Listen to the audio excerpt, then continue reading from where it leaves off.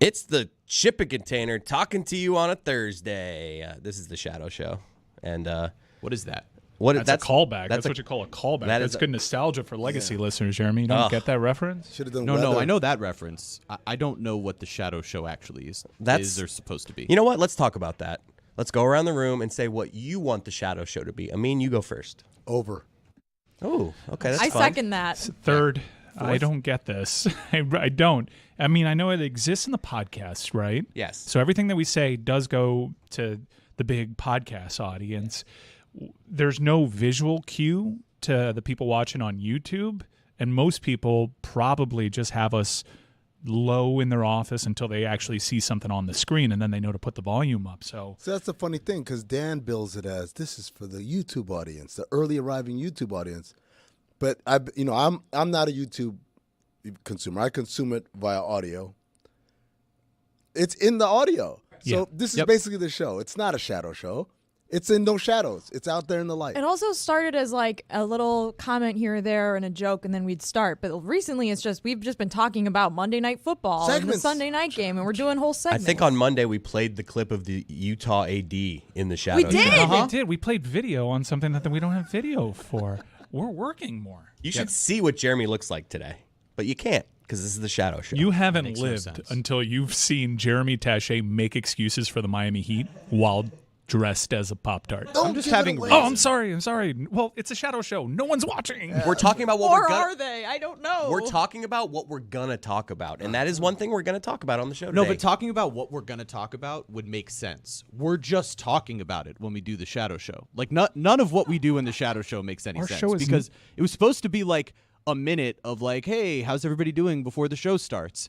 And then it turned into 5 minutes and a topic. And then it turned into, hey, let's do an entire segment, but not on camera. So we forced our video team to start putting it on camera because otherwise we were all doing an extra segment of show for no reason that's not a shadow show because it goes on the audio podcast. So we're just giving extra show for no reason. None of it makes any sense. We've broken Jeremy. Let me play devil's advocate here. What if the Shadow Show was kind of like in the batter's circle? You're taking some practice swings. You're not actually at bat. We have our donut on our bat. Oh, so like I try out takes here? Here's a question. Except it goes out to the whole audience. To go one step further, why do we need it at all? Why can't we just start the show Dan? like we've done for a long time? Because the at-bats count at that point. No, you need some practice swings. Got to tune up the band. Yeah. Shawn Michaels doesn't just throw a super kick. I mean, he might if Shelton Benjamin's jumping off the top rope and is a surprise move, but he likes to tune up the band so everyone in the crowd knows he's powering up. And that's exactly what we have to do. I have no idea what you're talking about. I understood all of it. Shelton Benjamin, Monday Night Raw. Shouldn't the audience know when the show starts? Yeah, tuning up the band would make sense. I feel like the was cast members. Man, Jeremy, you have no peripheral vision, and this is going to be tricky. Yeah, you're right. You're already talking over everybody, not we getting cues. should know when the show starts. Yeah, I don't. I often know. don't know when we're doing show. The show hasn't started yet. This is the Shadow Show. Except it's going to the whole audience. I mean. Well, if there are consequences, we're on. The whole audience sees Aaron Judge take them bullshit practice swings at the batter circle. This is not the batter circle. This is BP. This is batting practice before the game. I disagree. This is AB. This is an AB. No, this is an official AB. This doesn't count. If we can get fired for what we're talking about, then but it's look, show. I used to go to Marlins games for BP. Fans are around, so fans can see BP. Yeah. If I start throwing middle fingers up and during BP, I'm still going to see repercussions. There you go. That's a great example. This is BP. Some people can watch it. The people that show up early, like for BP, they can watch this. I've got all the middle fingers out and my pants are down. Yeah. There are no consequences, at least visually. Sorry, Jess. But if I say something about a partner, then we're in trouble. Yeah. That's how it works. Another problem with the Shadow Show, when do you end it? No, that one, I'm 100% with you. You know what? Let's end it now. Okay.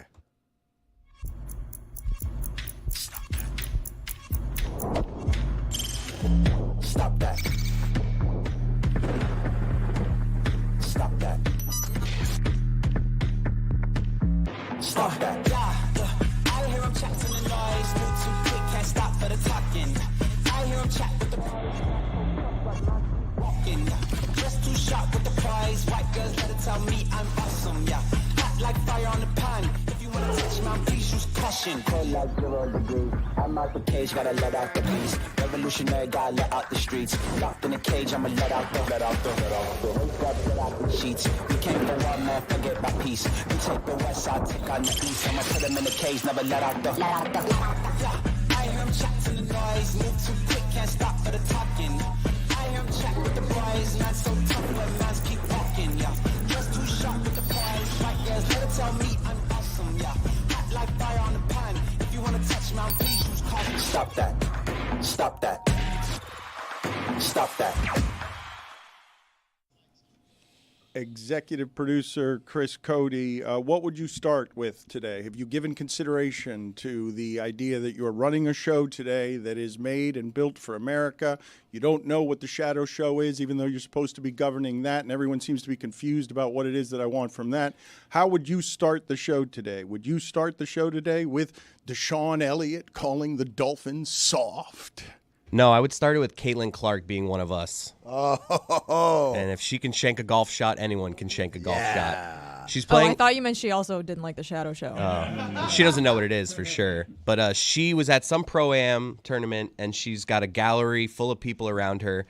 And she shanks one. She hits a low dart right in the crowd. And then the scary thing is she re-tees. Yeah. She takes a ball and goes right back to the tee. And you can see the gallery. Like, oh, my God, she's going again to start to move back. No, there was no part of her that did the, oh, my God, I'm sorry. She's just like, damn, all right, let's go back at it again.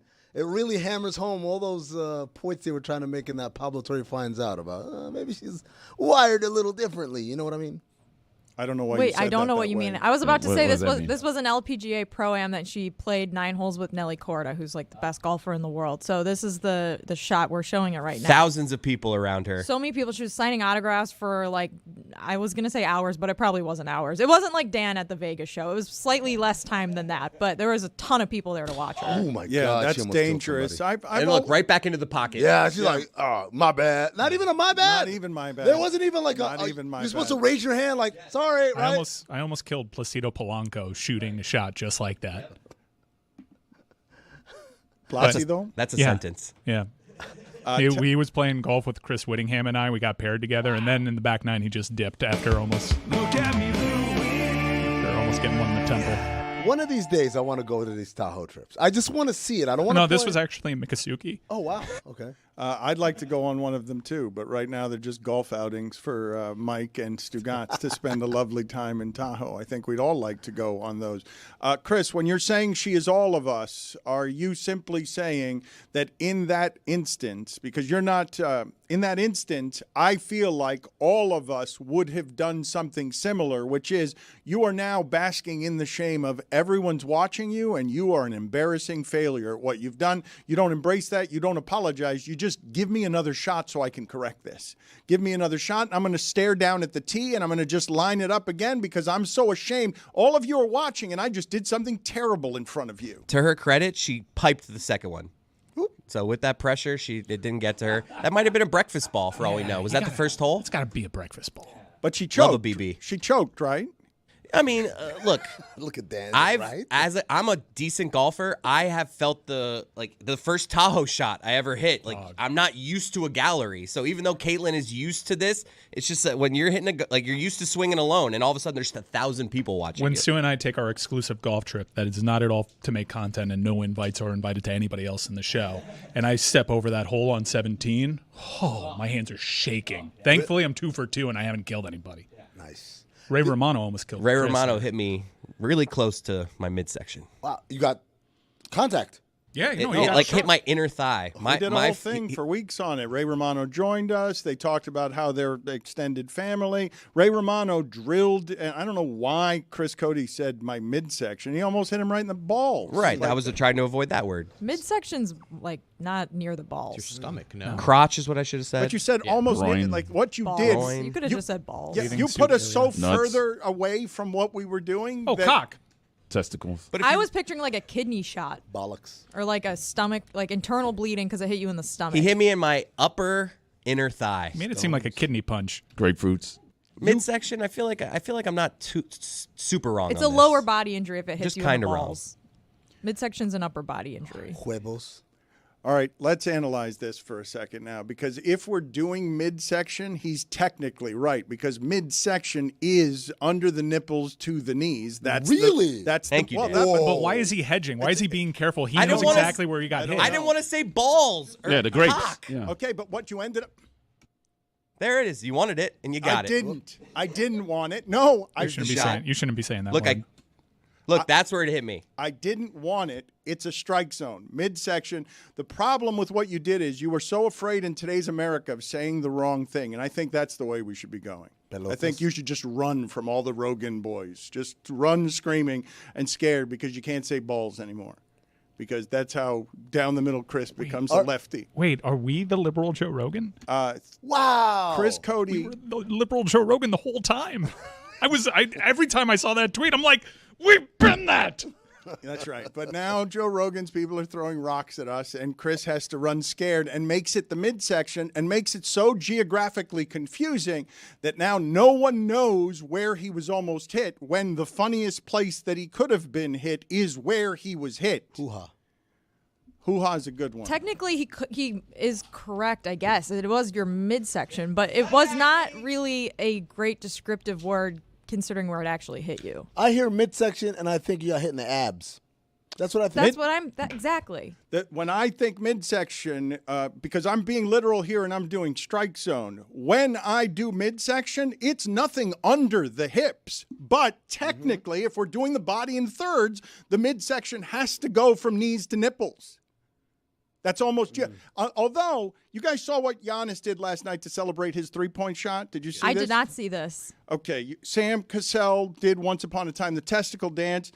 Giannis is a child, and he was more overt, and so he just did a long swinging penis by putting his elbow at his waistline like he's got a giant penis. As midsection. Right, and I think he meant cock. Dan, I think what you just uncovered is a new segment called Loopholes. Right? Like what he did was hit the loophole because if you don't know, the big ball dance that Dan is referring to that Sam Cassell used to do was popularized by the movie Major League. Pedro Serrano, right? Was running around the bases and he was kind of juggling two large invisible testicles as he rounded the bases. Didn't Eddie House also get fined for that? Eddie House was the one I think was the straw that broke the camel's back. Like we'll allow Sam Cassell to do it. But once Eddie started doing it, then it was a problem. So this dance has now been banned by the NBA. You do it, it's an automatic fine. So what Giannis did is he said, okay, you said no shirt, no shoes, no service. Nobody said anything about pants. I'm walking in pantsless. You said no ball dance. Hey, I never gestured balls or showed balls. All I did was point my arm low to the ground and let it swing back and forth. Hey, maybe it's just my hand is dead. I mean, the detail that actually gets him out of trouble was he did 3 fingers at the end of the tip. Yeah. So it just looks like a 3-point celebration, but he's definitely mimicking a giant penis. Yes, he is, because he's kind of pointing at it as it swings back and forth. He's pretty it's proud. It's got inertia to it. I'm with Amin. His hand could be asleep. And he's just trying to get the blood back into it. So he's just like, You ever do that, Dan? Ever have your hand fall asleep and you just kind of shake it Shake between it? your legs? did you just say the blood black into it? Is that what you said? Oh. You know, he didn't. That is no one heard sure that other than you. I'm pretty sure that's what he said. Joe Rogan heard it. The video that I want to keep showing people is not just the Sam Cassell dance, but I also want to find the Eddie House dance, because the Eddie House dance is where the balls dance went to die. But I feel like Giannis crossed the line, and it's not because I'm being sensitive. There's a lack of subtlety in this. There's a lack of subtlety in this celebration that makes it not offensive to me as a cultural purist. Offensive to me because it's a lame celebration. It doesn't have the subtlety I need to have a wiggling noodle as opposed to balls, as opposed to the more subtle dance that Cassell got fined for. We are not liberal Joe Rogan because we didn't lead with aliens. Yeah. We led with Caitlin Clark. Who's an alien? The new Netflix documentary, is that what you're talking about? No, I'm talking about what happened in Washington, D.C. yesterday, where a government official said we collected non-human biologics from a crash site, and a military person said, we're not alone. We're just not. There are other living beings in this universe, and we have to come to grips with that. But yesterday was a big news dump, so it kind of got lost in the shuffle. Let's say that was the big news out of Washington yesterday. Huh? This is exactly what the government wants. You guys talk about other cabinet members. Meanwhile, we collected alien DNA. And so we're not going to do top cop Matt Gaetz resigning from Congress and evidently to avoid ethics committee report that will make top cop, or would have made top cop, the guy who was allegedly trafficking in young people over state lines. Like, we're not going to talk about any of that, right? No, we're not. To do that would make us the liberal Joe Rogan. Right? No, I think we should stop talking politics and stick to sports. Well, I was saying before of Caitlin Clark when it is that Chris was talking about just shame and embarrassment. I told Amin before the show that I missed him yesterday because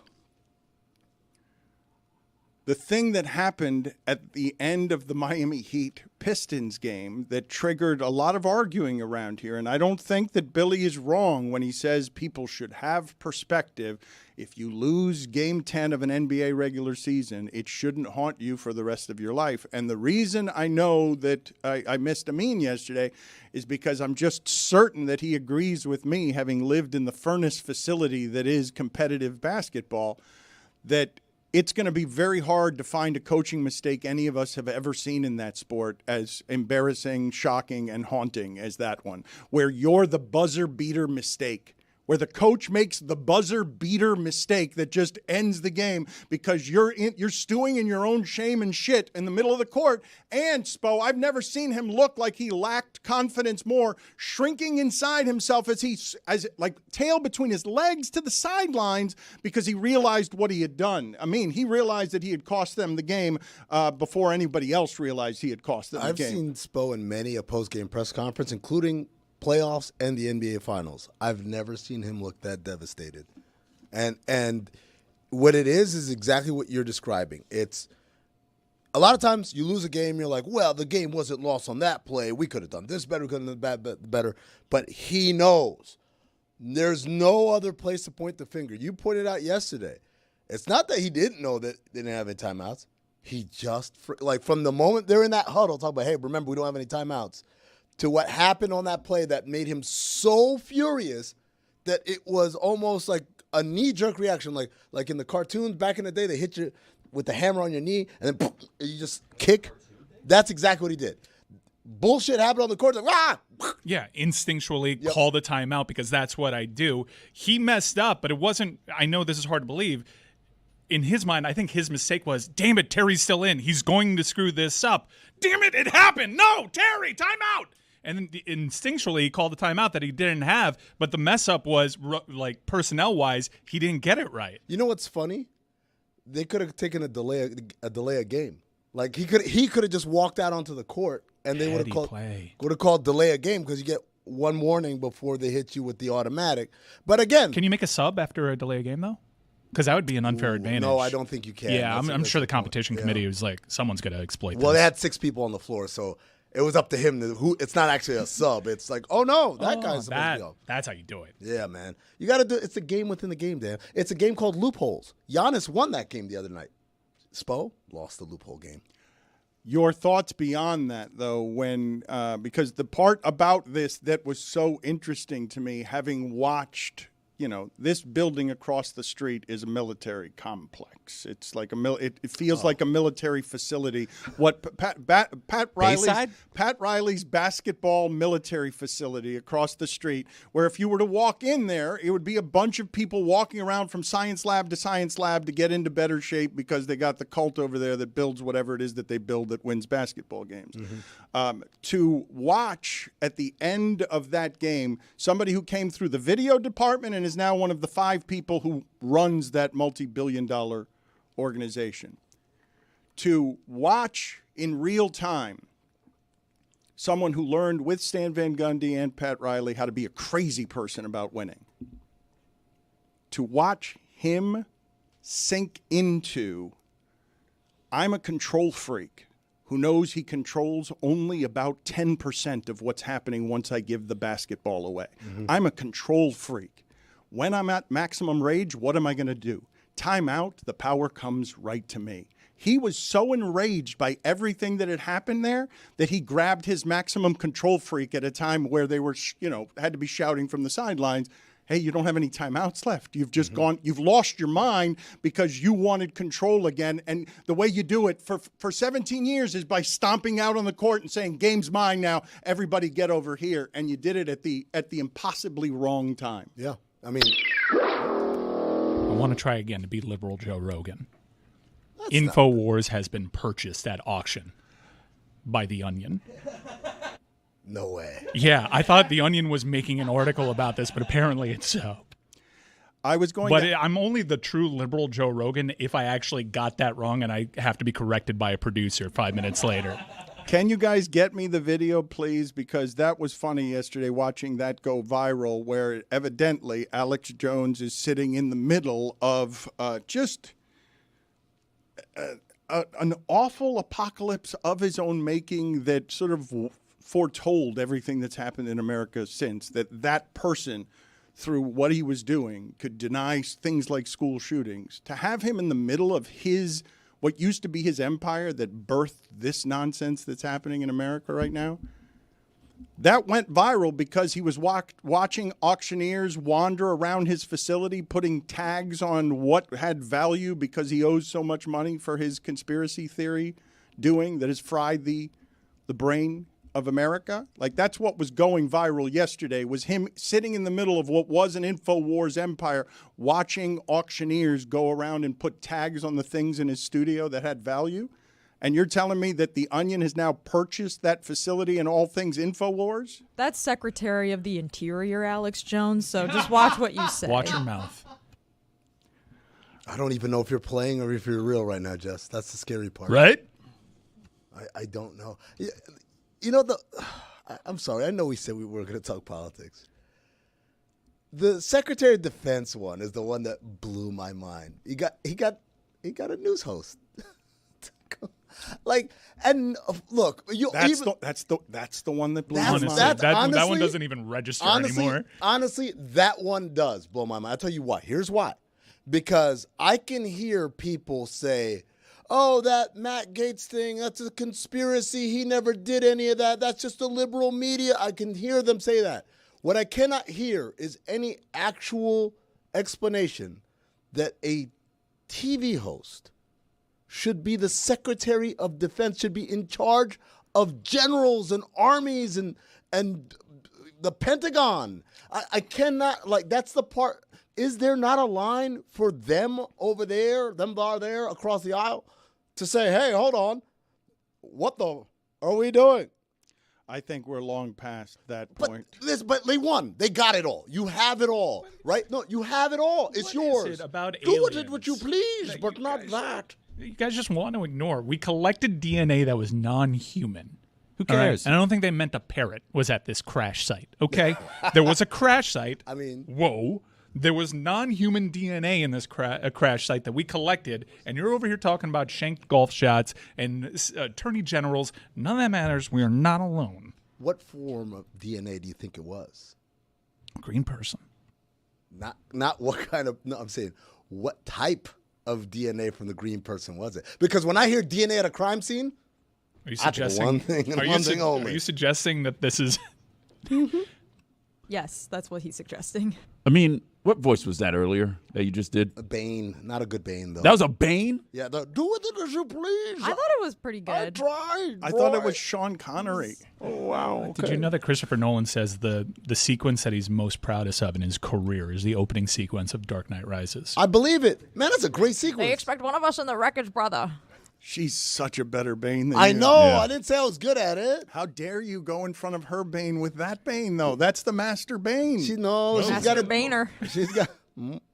She's got a different Bane, though. Like a better Bane. Well, the best Bane. It's also different. It's not just regular Bane. It's Bane with a. You with keep an crafting edge. your bad Bane character. Okay. Keep working on Bad it. Baney. None of us knew why it is that he bad Baney. I mean, but seriously, like, what about the bomb exploding in Oppenheimer? I think that's more of a cinematic achievement. You think Bad Baney was bad? I got whispered in my ear. Won't give away who said it. Desmond Bane.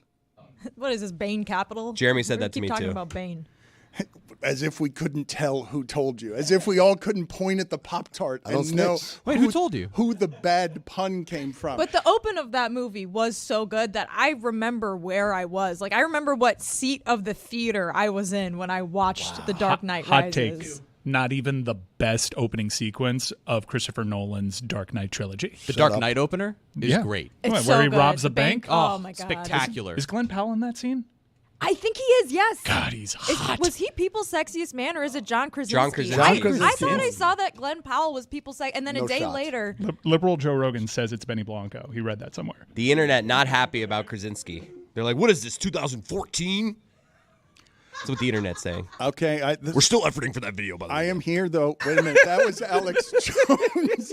Wait a minute. I am That's here. all I got. It's limited. No, but I know. But don't run away from me yet, because I want you to craft 2 impersonations for me, because it's not even Alex Jones that I want you to perfect.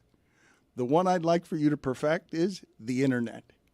Ooh. You speaking as the character, the internet, is what it is that I want. I want that character to burst to life and just be swelling, covered in boils, and just be an acid pit of, here is the sound of the What internet. does the internet sound like? Does it sound like a Russian Alex Jones? I've given you guys the voice of the internet for years. It's whiny. Oh my God, that's the internet. What are you talking about? See, the problem is I went straight from internet into Alex Jones, so I already forgot how I did the internet. I got to go back and listen to it. Oh, I'm the internet. Was it something like that? No, that's a means. That's the same. That's Dan, Chad GPT, I think. okay, this is from the New York Times, Dan, to give some context. It says, The Onion said the bid was sanctioned by the families of the victims of the mass shooting at Sandy Hook Elementary School, who in 2022 won a $1.4 billion defamation lawsuit against Mr. Jones and his company, Free Speech Systems. Everytown for Gun Safety, a nonprofit dedicated to ending gun violence that was founded in the aftermath of the Sandy Hook shooting, will advertise on a relaunched version of the site under The Onion. You know what? They missed a great opportunity.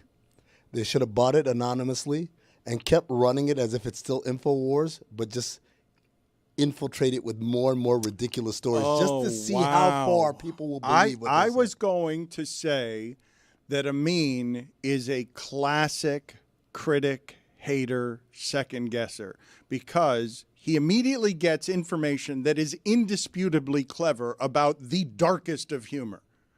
The idea that the Onion would be able to purchase with the sanctioning of the families, because in the search of helping the families, would purchase this this joke of a thing that changed the way that the American news coverage happens, because people were believing in conspiracies. The idea that it would happen in real life, and that Amin would say you could have used that power to then turn Infowars into something else by working in the shadows and not telling people you were the Onion. That's even funnier somehow. That Infowars just overnight becomes satirical, and it takes several months to be able to tell. I don't think that that's the height of dark comedy. I think the height of dark comedy is just giving that information while a Pop-Tart sits next to her. I was hoping that at some point today he would have some very serious commentary while dressed as a Pop-Tart. Oh, don't you worry. I can do that whenever you want, Dan. Yes, I know you can. I do know that you can. Do we want to talk at all about the Deshaun Elliott story? Yes. Because Oh, my God. Dan, the Steelers have safeties that are talking shit. They have wide receivers that are acting weird. We got a pass rush. We have a run game. The Steelers are so back. your enthusiasm is fun because you've got a deep passing game. Your offense is no longer constipated. The Steelers actually, people have been questioning how good the Steelers are for a few years, but because of the improvements they've made recently that include a coach making a really ballsy quarterback change, people are thinking the Steelers are more for real because they have deep ball possibilities in Pickens than they have been. And I'm inclined to put down some of my doubt just because maybe Tomlin can get a little something out of Russell Wilson. But the Deshaun, this story, though, you never see this story, correct? Where all of a sudden, all over the locker room in Dolphin land, reporters are spread out asking everybody, every single person in the facility, are you soft? People who do that for a living, wandering around, talking to the Dolphins, asking them, are you soft? And I thought that Javon Holland had the best response, which is just like, it's just empty noise until you've named names. Go ahead and say that Javon Holland is soft, and go ahead and put names on it. Otherwise, you're just a guy yapping to get attention. The reason that this is a story is because he's accusing them of something that everyone has accused them of. Like, this has been thought of as a softer defense. So it's like if he had called them bad tippers, I don't think that this would have been a news story. It would have just been like, oh, they're probably not bad tippers. He's probably just – but he said exactly the thing that they are criticized for being. So it's definitely going to be something that they're asked about. Barry Jackson was just touching his nipples when that sound got heard. The part that I'm objecting to is... Besides that? Yes, beyond the Barry Jackson touching his nipples, is who among us is calling anybody in that sport soft? Like, what are we doing? Well, what are we doing? Yeah, I would never do that.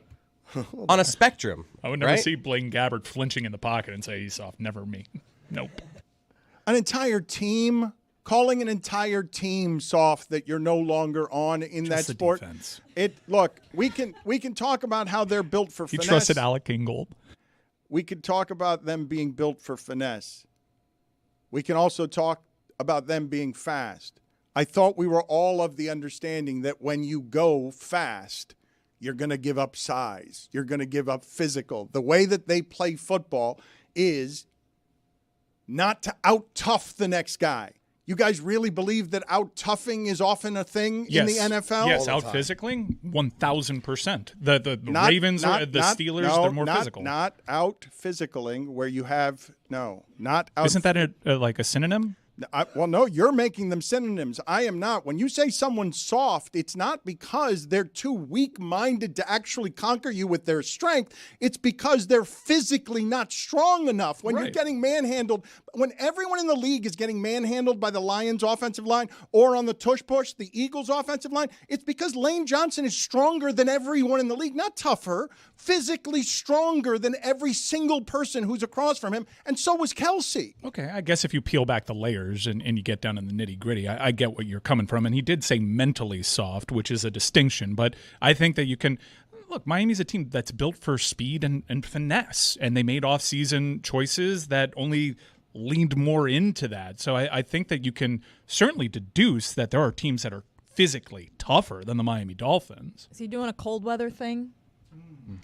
Maybe. Perhaps. I believe that cold weather people are tougher. I believe that. Well, then we all agree with him. Rust Belt. That's what they want. Wow, all right. We might be liberal Joe Rogan. Put it on the poll, please, at Le Batard Show. Are cold weather people tougher? Yes. I don't think of can I say this about Miamians? Do I think of Miamians as tough? We are not tough. I am not tough, and my father came down here particularly because he's not tough. In fact, my father said, why would I ever want to die a hero? I'd rather live as a coward.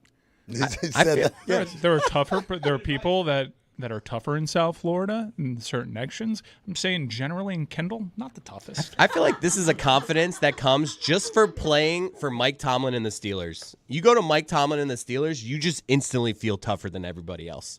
He's looking around, and the uniforms we wear, the way our fans wave those towels, we're tougher than you. All right. That team's soft. Mike McDaniel, too quirky. Let's examine this for a second, because Kendall is the hood, according to Alex Rodriguez. Alex Rodriguez. He did grow up in the hood with me. In Kendall. We both grew up in the hood. I want to talk about this for a second, because the examination of a sports entity and us thinking, those people seem mentally not tough. Those people who are doing that thing for a living that is pretty difficult. I find it pretty consistently exasperating that any of us would do that. But when a person who has lived in that world comes out of the locker room and gives voice to it, even if people don't know who this person is, all of a sudden it becomes, oh, this is a way to talk about the Dolphins. This is interesting. Let's run through the locker room rubbing our nipples and ask every single Dolphin, hey, you guys aren't tough, right? This guy said you guys aren't tough. When they're halfway through a season that breaks all of those bodies. Like, all of them are limping through that facility, and that's the question they're being asked midweek, because we need the content. Tua literally said at a press conference, I don't care. I love it to the death of me. That's right. His brain, that's right. The guy with the brain problem in the middle of that is saying, yep, I'm in the middle of this, and I'm giving my brain to the cause, and you think I'm not tough.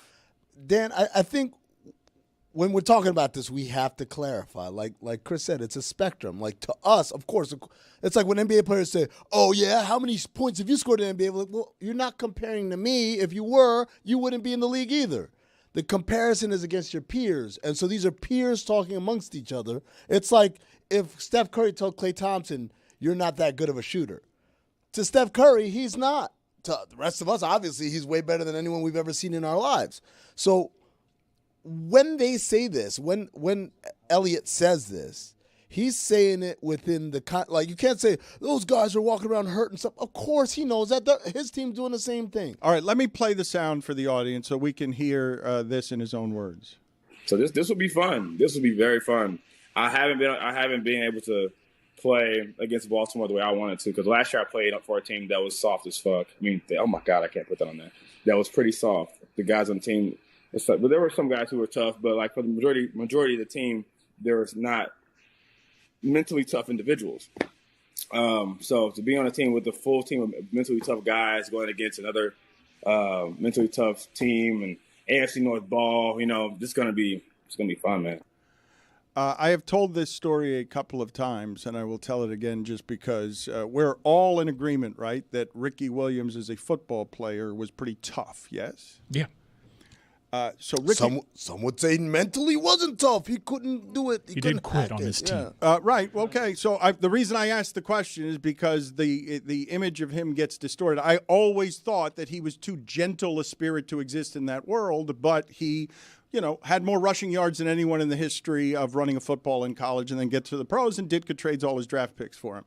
He's walking through the Raven locker room, and he's saying, with Ed Reed and Ray Lewis in the room, I feel like a rabbit among wolves, that those two people are not built in any way the way that I am built, but Ricky Williams was tough enough to carry a ball 400 times a season in that sport and, go looking for Roy Williams in your secondary because he wanted to bully him. He was tough enough to do that. And so I ask you, why do you think that you can hit a football team with so many different personalities with an allegation like they're soft at football? I'm a little confused because I think even Ricky Williams, while we all admit is tough, he's admitting that there are degrees of toughness. Mm-hmm. Agreed, but that's a team locker room right there. That is what happens. I don't doubt that the Dolphins are tougher than us, but I don't think that they're tougher than the Steelers. Dan, I'm pretty sure Terry Rozier was the best basketball player in middle school that he ever played against, probably in high school.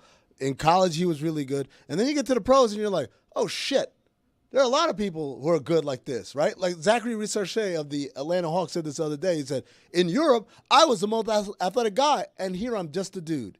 And so perhaps when it comes to Ricky Williams, yes, he's tough in high school. Yes, he's tough, the toughest in college. But you get to the pros and you see Ray Lewis, you see Ed Reed, like, I'm not tough like that. Not like that. I'm tough. I'm not tough like that. So you tell me who we could look at in the NFL because you guys are doing a different thing that I'm willing to do. What's that? I'm not looking at the Philadelphia Eagles when they're physically mauling everybody on both sides of the front of the ball. I'm not looking at that and saying they're tougher than everybody.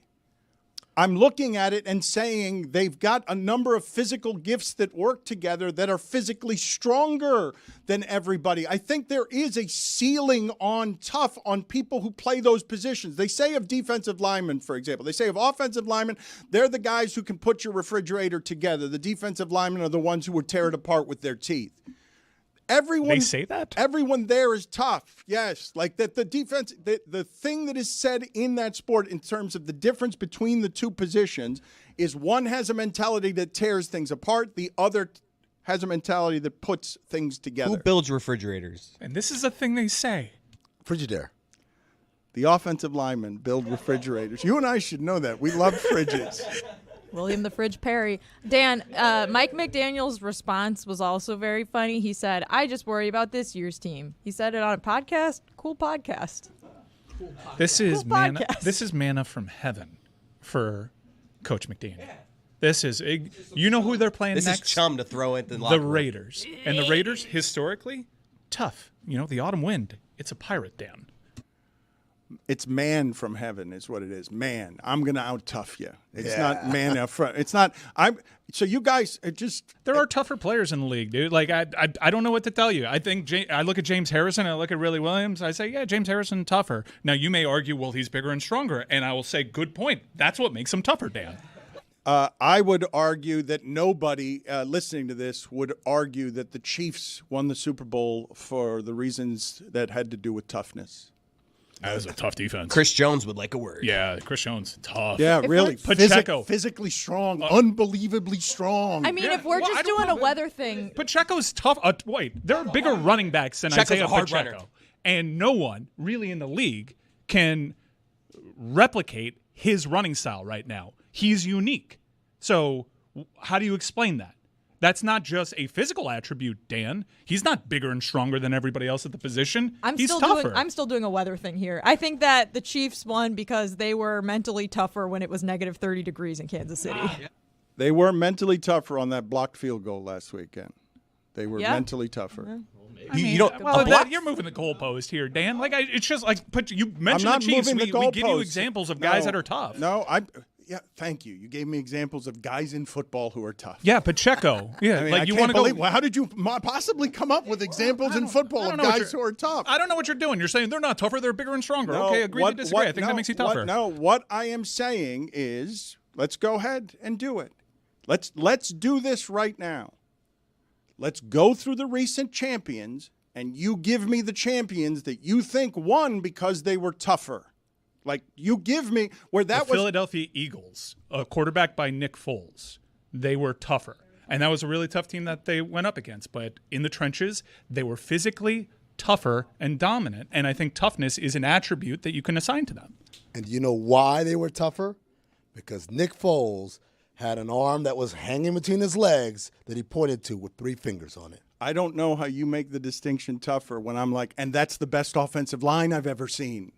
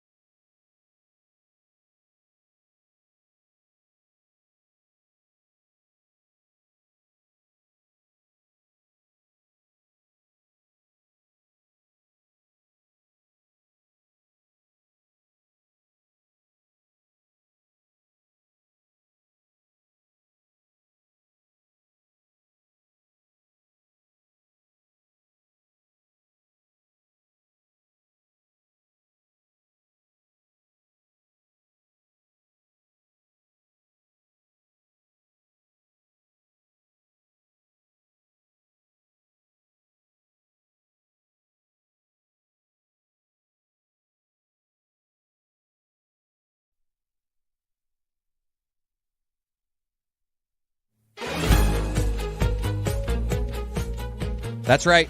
It's time for Thursday Thunder, and it's brought to you by DraftKings. Stay tuned because you'll hear all about DraftKings and all it has to offer throughout the show. DraftKings, the crown is yours. Mike, what do we got? Bolt me.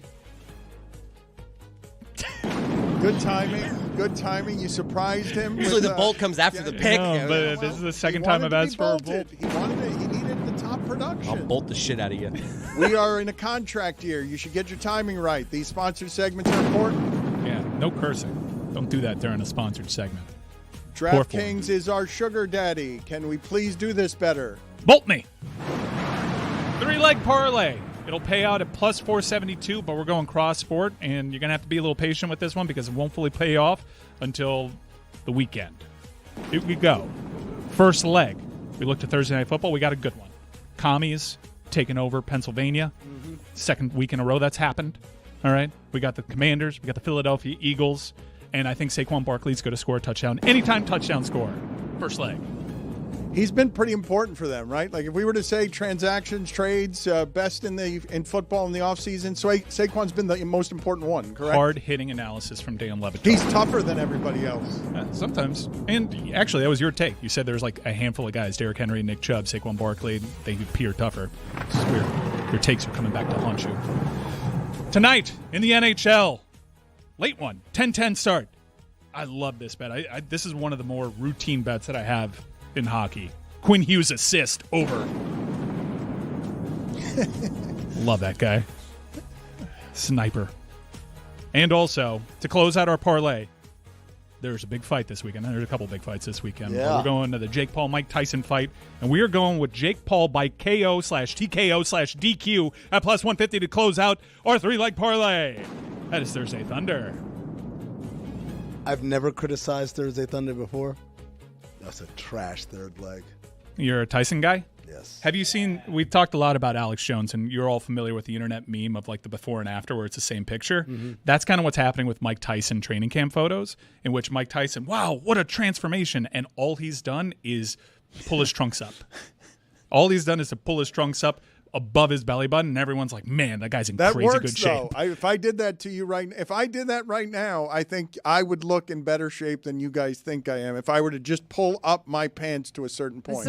This is why millennials were crying when Gen Z brought back the low-rise pant again, Dan, because the high-waisted trend has been the best thing that's ever happened to anyone. I wonder if Kenny Mayne might want to, at the end of this segment, see if he and I do a belly off here to see who it is can pull up their pants to the place that makes it look like they are more buff than they actually are. Kenny Mayne is going to join us right now.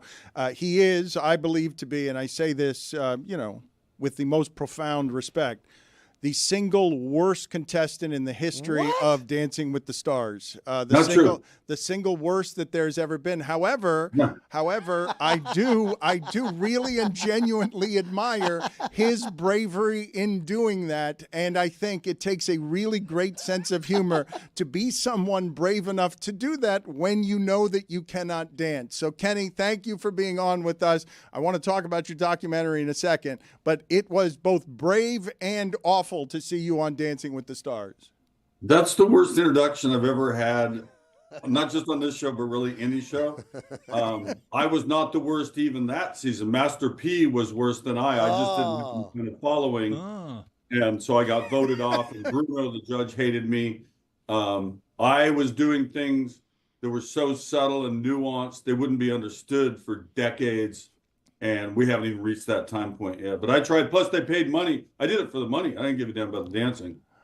I want to talk to you about your documentary. You pride yourself on being strange. I would say that in the history of sports media, very few people have ever made the content that you have made. What? Why are you killing the guy? The first two things you said to him are the worst things ever. I think he would think.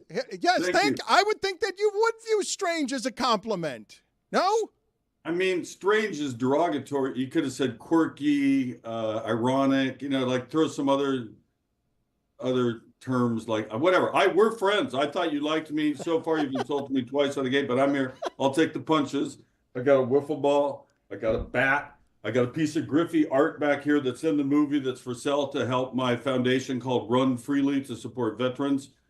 So yeah, I'll fire away. I'm ready. Let's go. Meet the press. Kenny, you're well aware, I think, that you carved out a lane in this industry making eccentric content that no one else was making. That's a much better framing. There you go. But you know what I meant. You know what I meant. Like, how would I not? Your entire career is built on I'm going to take a path no one else is taking. Dan, your intro was like this delightful weirdo, Kenny Mayne. Yeah.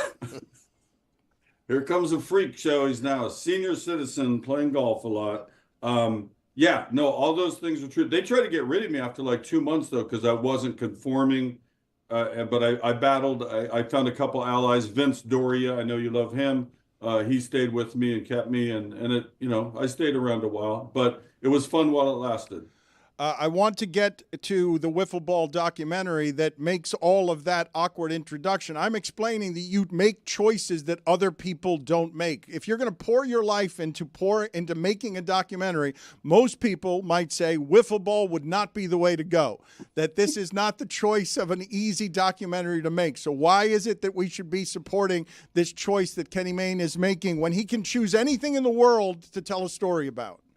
Because you're so fond of me and our relationship is so strong, you just believe in whatever I believe in next. That would be my short statement to that. No, it's a thing that happened when I was at Channel 11 in Seattle, Tacoma, way back when. I think I'd been on TV for a year and a half.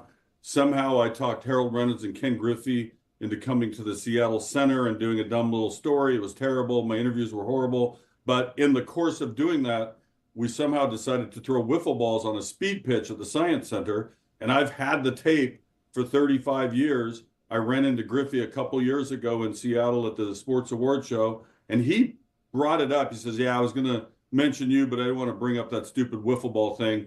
And in that moment, I was like, I'm going to tell the story of what happened that one day in August of 1989 when he was a rookie. I was 28 or 29. And I've been contending for all these years that I beat him by 1 mile per hour. And I wanted to go back and find the truth. Was I right? Was I wrong? And it's the journey of discovery. There he is, 19 years old, throwing the ball. Also a terrible, it wasn't calibrated. Their little speed gun, look at that. That's got to be 110 miles per hour. And they got me at like 50. But I found the truth eventually through this journey that took all of 5 shooting days. Okay, so 5 shooting days. You poured your heart into this documentary. It is on Fubo, 8 p.m. Eastern tonight. Ken Griffey Jr., Mean was saying right before you came on, remember when it was a giant national controversy that Ken Griffey Jr. used to wear his baseball cap backward? That was pretty stupid. Yeah, there were people that had a problem with that. They also had a problem that Marshawn Lynch had tattoos and didn't like to talk to the media. But yeah, people are stupid. Sorry to interrupt the interview. It's going great. I love this whole conversation. But Dan, you said the documentary airs on Fubo. That is a clothing line. Fubo is where the I'm sorry. airs. That's my bad. That's fine. That's a totally different Love that thing. dude on Shark Tank, though. It's a great disseminator of sports content. It's also available through Roku and their other platforms. Fubo, 8 p.m. Eastern, wiffle ball. It's 30 minutes. We need this movie right now in America. We need this escape. Gretchen and I have shut off cable news. We're watching like the Today Show where they're talking about hot trends in Christmas wrapping paper. We're just down that lane right now. And this movie is escapism. Ken Burns is in it, the noted documentarian. We have the wiffle ball headquarters president is in it. We have a UW professor. You got old footage. You got new footage. There's music from the head and the heart. Pearl Jam helped us out. This kid named Sam LaChow, a rapper in Seattle, helped out. And am I shouting? I feel like I'm shouting. No. Far away, I just love your lane as self-conscious TV guy. It's something that's delighted me for 30 years. Like, am I shouting? It's supposed to be an inner thought. And I wasn't the worst dancer. I was one of the worst dancers, but not the worst. You could ask Master P and his followers. They just voted him in because he's Master P and he's successful and he's a rapper. Nobody knew who the hell I was. I just took the money. They said, "You want to be on Dancing with the Stars?" I thought I was going to dance with a star. And it's like, no, you're the star. And I ruined that poor girl's career that never had her back either. Oh, no. I said, yeah, they never had her back once. Andrea, I said, why don't we do something really simple? just keep me in the box ready. No, we're going to be ambitious. And I was like chasing her around the room and throwing off moves. And oh, well, that's over now. That was so long ago. The Seahawks were playing Pittsburgh Steelers in the Super Bowl that year. I want to talk to you about some sports things, including this Tyson Jake Paul I want to talk fight. about my goddamn movie that's on Fubo, not Fubu. Yeah, I'm going to wear that one for a while. Yeah, I'm going to wear that one for a while. That one hurts. We'll get back to your movie in a second because I think wiffle ball should be the new national pastime.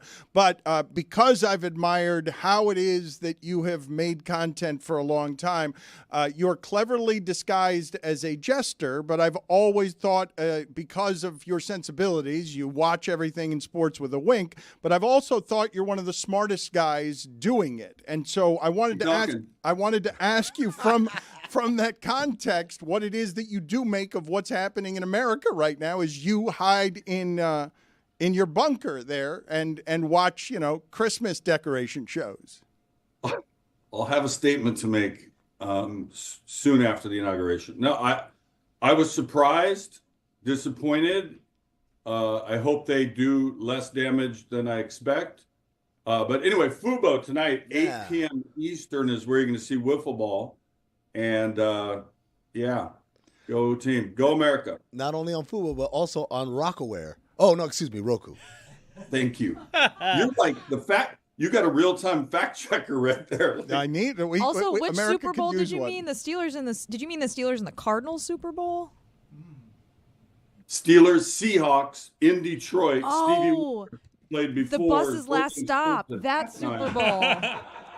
Randall, that was a good nicest one. passes you'll ever see. Yeah, we dropped like 7 balls. There were a couple bad calls. Oh, the refs are so bad. Yeah, it was an ugly game, but I got to interview Stevie Wonder. So, and by the way, I was in Atlanta for the Stevie Wonder for Kamala event in Atlanta at State Farm, and then the Seahawks the very next day. That was October 19th and 20th. We were as high as a kite then. It was happening. Is it true? Remember those days? Is it true that Stevie can see? No. You know what? I think he makes his own blind jokes, but that one, there have been incidents like, how can he drum? How can he do? Well, he's been around the instruments just like I used to be good at football. I could do stuff with a football without looking, right? Like you're so used to the equipment. So he can just reach over here and grab his harmonica or play the sticks or whatever. It was a good show. I can do some other concert reviews for you. Pearl Jam, both in Madison Square Garden and at Fenway twice.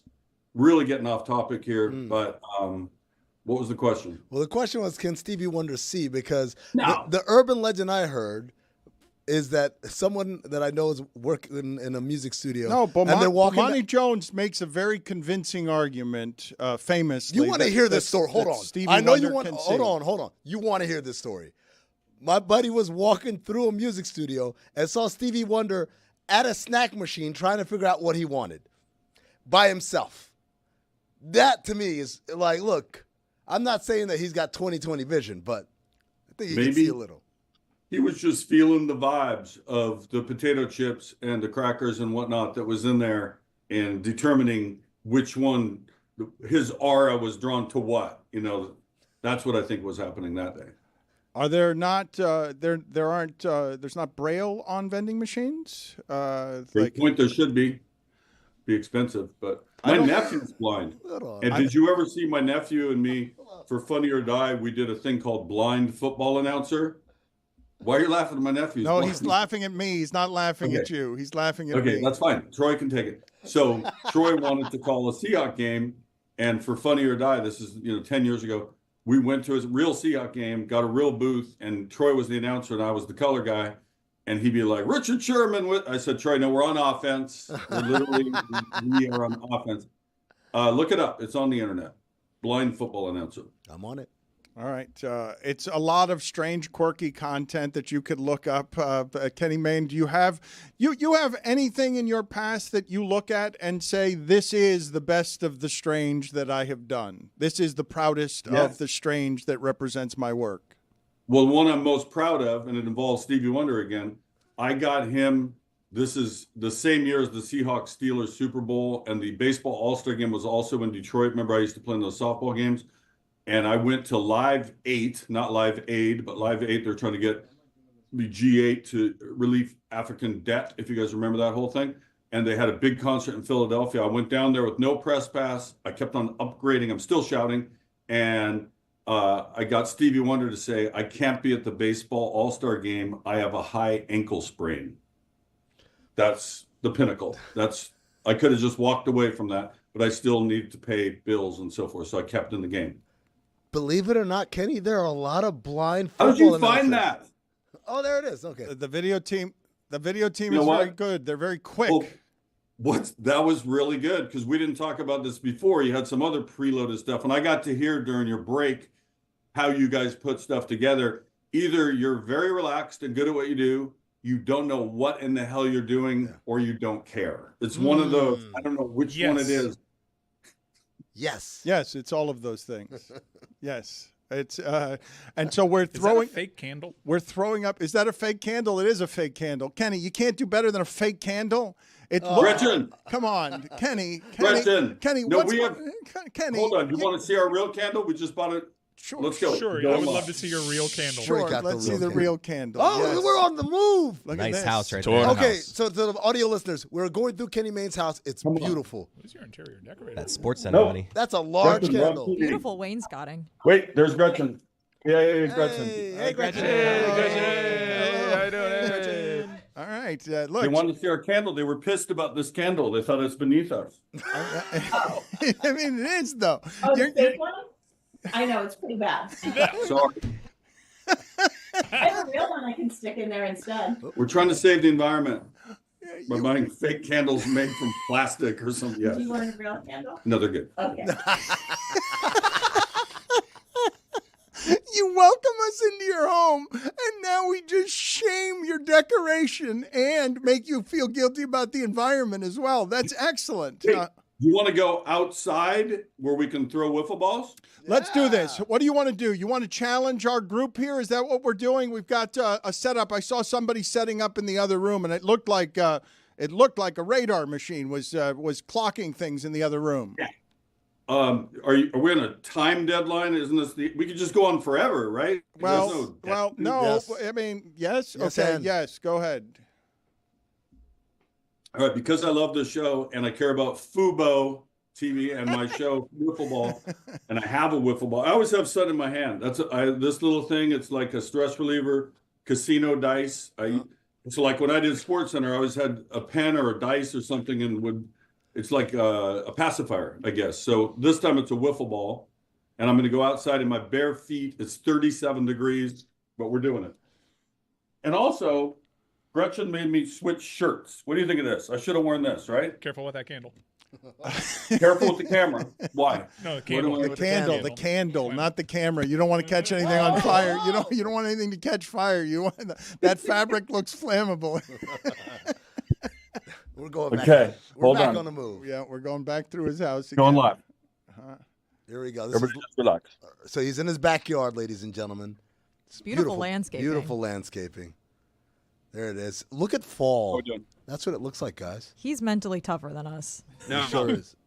All right. Did you show the clip where I went back? We never even talked about the stupid movie, did we? We really didn't. We just kind of like I think we on the talked about plenty. fringes. Hey, No, what we this is the didn't thing I talk like. about is the state of America. You avoided that deftly. That's It what we wasn't did. time for that. It's not time. We can't do anything about it right now. That's a good point. It's a damn good point, Dan. You know He's what? got you there. You know what? You got me cornered, mate. Okay, just throw a wiffle ball then. Let's laugh until fire fills the sky. Go ahead. Go ahead. Just waste our time. Go ahead. Waste our time throwing a wiffle ball. In the movie, at the beginning, I tell the Dick Williams story. Remember Dick Williams, the crusty old manager, Oakland A's, and he was with the Mariners. Sure. And I went up to him on day one. I'm nervous reporter. I'm like, I was trying to do a joke out of the gate. Dick, is it just me, or if you had trouble purchasing wiffle ball equipment this spring? And there was just utter the worst dead air ever. And he goes, I go, the plastic bat thing, the yellow. I know what wiffle ball is. Your joke's not funny. So then I transitioned to, tell me about your middle relief. How will it All right. So I went to Driveline Baseball, Kent, Washington, where they train real athletes, baseball players, trying to top the number that I did with Griffey on inferior equipment. And by the way, it wasn't even a real wiffle ball.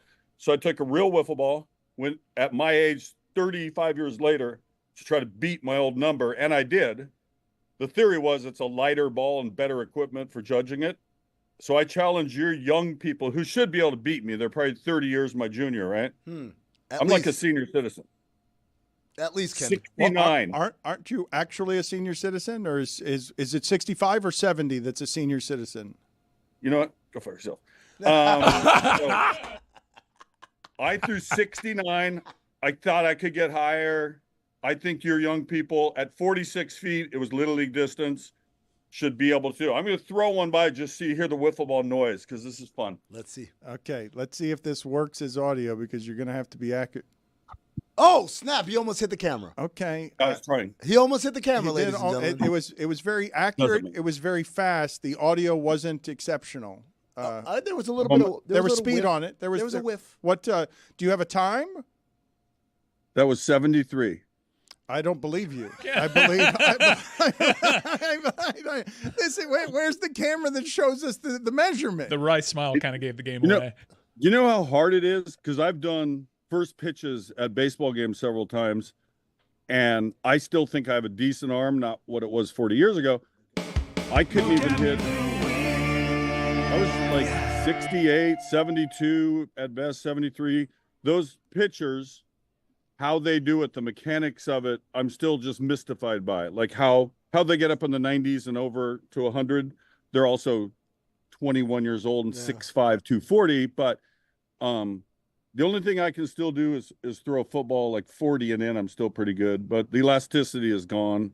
I'm in my senior years. I'm not playing from the senior tees, though. I'll tell you that much. We're way back at the Whites or the Blues. But you care so little about this particular competition that you're not going to give us an honest time of what it is that you just threw. You're just making up the number 73. I have a radar gun at my house. Well, I thought we were doing something for your documentary to promote it. I thought you were going to put some effort into this. To be fair, Kenny, it is a really nice house. 69 terrible candles. 69 is the number I hit last April, or a year ago April. 69 they got to try to beat. You got to throw it 40 feet or so toward the mound. They wanted me to come up with a prize. I have a highlight, 2 highlight cestas and a pelota. I'm not giving those up. I have a signed wiffle ball from Ken Griffey Jr., but it faded and you can't see the signature anymore, but it's in a glass case. I have a champagne bottle from the Seahawks championship when they beat Denver. I'm not giving that up either. I will do a personal voicemail to the winner because I'm so famous, and I'll say, hey, this is Kenny Mayne, famous guy, and so-and-so, whatever your name is, beat me at wiffle ball. And that'll be his or her outgoing message. That's the best we could come up with. Okay, a lot of effort and thought and ideas have been poured into this great competition. Let's go out into the other room here and see who we've got. We've got a Pop-Tart. We got Frankie from security. We got Roy, and we got Jessica out there. Willow is also out there. That's a dog. Is Roy going to go first? Who's got the first? It appears Roy's going first. He's going right now. Roy prides himself on his arm. The wind-up and the pitch. That looks good. hard. 58. Wow. 58 miles an hour. That's Try again. A warm-up throw. All right, the Pop-Tart's going to go now. Okay, he says you're going to be able to try again. Now, hasn't Jessica claimed to have a giant arm that can throw oranges 100 yards? Jessica claims to have a giant arm. She's out there on Willow watch. Okay. Now the Pop-Tart throws. Oh, the Pop-Tart, the costume was inhibiting. 59. 59. Not bad for a 59 Pop-Tart. for the Pop-Tart. Roy, you're going to get another shot at this. We're going to go through a couple of times. I'm really hoping that Jessica throws something 104 miles an hour. All right, Roy's going here for the second throw with a wind-up and the pitch. I think Roy needs more leg action. You're kind of nonchalant, Roy. They're going normal pitching, whereas, like, can they do crow hops here? Like, could they do it as if they're an outfielder? No. I mean, we didn't go over that rule, but I thought it was a wind up and a pitch. What do you mean, nope? You got in there and you started making rules aggressively all of a sudden. What do you mean you can't do a crow hop? Go ahead, Pop-Tart. Do whatever you want, Pop-Tart. Wind up. There's going to be 37. Pop-Tart. 37 coming up. Pop-Tart deals. He's not very accurate. 57. Jeremy was a high school, like, all-county pitcher, too. Oh, that's Jeremy. The Pop-Tart. All right. They're only like 10 feet away from the couch. If I stood against my house and just 3 feet away, I think I'd get a bigger number. But we're still getting 59s and not coming anywhere close to beating you. Here comes Jessica here. She is about to throw. Again, she says she can throw an orange 100 yards, the length of a football she can't. field. No. Oh, that was a good throw. 43 miles an hour. Again, not enough leg action. I feel like they're not using enough torque, Dan. I feel like we should bail on the entirety of this if no one is going to hit. Oh, now Chris Cody. Chris Cody. Physical challenge dude. Okay, he likes. Let's see what we've got here. Oh, he's stretching, ladies and gentlemen. Yes. That's how. I didn't see anyone. I didn't see the Pop-Tart stretch. No, for this sure. seems like a liability issue too. There are a lot of people here who can hurt ligaments, a rotator cuff. Something can be caused here. Chris is about to throw the wiffle ball. This is the final throw. Oh, that was good. And 60. 60 miles an hour. 60. So nowhere near where it is Kenny Mayne. Look at him. The smug Pretty look good. of arrogance. Hey, look how little effort. Is it really only 10:06 Eastern? Like we've really only been on for 20-some minutes. That feels like 2 or 3 hours. Yeah, you said you were going to waste our time. We just got 67 miles an hour from Chris Cody, but I think he hurt his hand, and there it is. I don't believe the liability. the liability issue I knew was coming. Who was that? Is that Frankie? No, that's Roy. It's a sweaterless Roy. Yeah, Roy took off his sweatshirt. My arm is killing me right now. I feel like Giannis after that. What happened? We didn't even get a reading for that one from Roy. No, because you should feel tingling all the way down your arm. I feel it in my wrist. My wrist is. Jeremy thinks the Pop-Tart was the problem, so now it's 61 miles an hour. All of this. I'm going to throw another one at my computer. Okay, what are we doing now? Yes, all right, this is now we're great just radio. wasting everybody's time. All right, Oh, there no it one is. is having proper respect for what it is that we're doing around here. Kenny just. Kenny. He hit the camera. He hit the camera. Kenny, thank you. Wiffle No, ball. I'm still here. Still going, guys. Hold on. I want to tell you about my next documentary. 8 p.m. Eastern on Fubo. The documentary is called Wiffle Ball. Thank you, Kenny. And Good Roku. seeing you. Good talking to you. Always nice seeing your face. Thanks for the warm introduction. Yeah, you're welcome. He's very strange, and he's the worst contestant in the history of Dancing with the Stars. Chris Cody's really hurt. Oh, I know he is. I'm in I pain, told you dude. guys that was a bad idea. Thank you, Kenny. See you later. Thank you. I mean, I wanted to talk to you a little bit about what is happening tomorrow night between Mike Tyson and Jake Paul. Yes. Because I said the other day when we were talking about this, and I said it matter-of-factly, that I thought that the combination of streaming, getting into live sports, combined with fame and the currency of pop culture, people are talking about you. Jake Paul and Mike Tyson cover a wide swath of real estate on fame for 4 decades, right? Because if Tyson's been famous since he's 20 Since years the old. 80s. Since he's 20 years old, Yeah, Tyson's Jake Paul's been been famous for close to a decade. And so there's a lot of. So somebody now beats Kenny Mayne. Jeremy just not did 72. useful. Now Kenny Mayne throws. Get Kenny back on Now the he air. throws 72 miles an hour. 72? I got it up to 65. No one has proof of that. I thought you were Frankie before.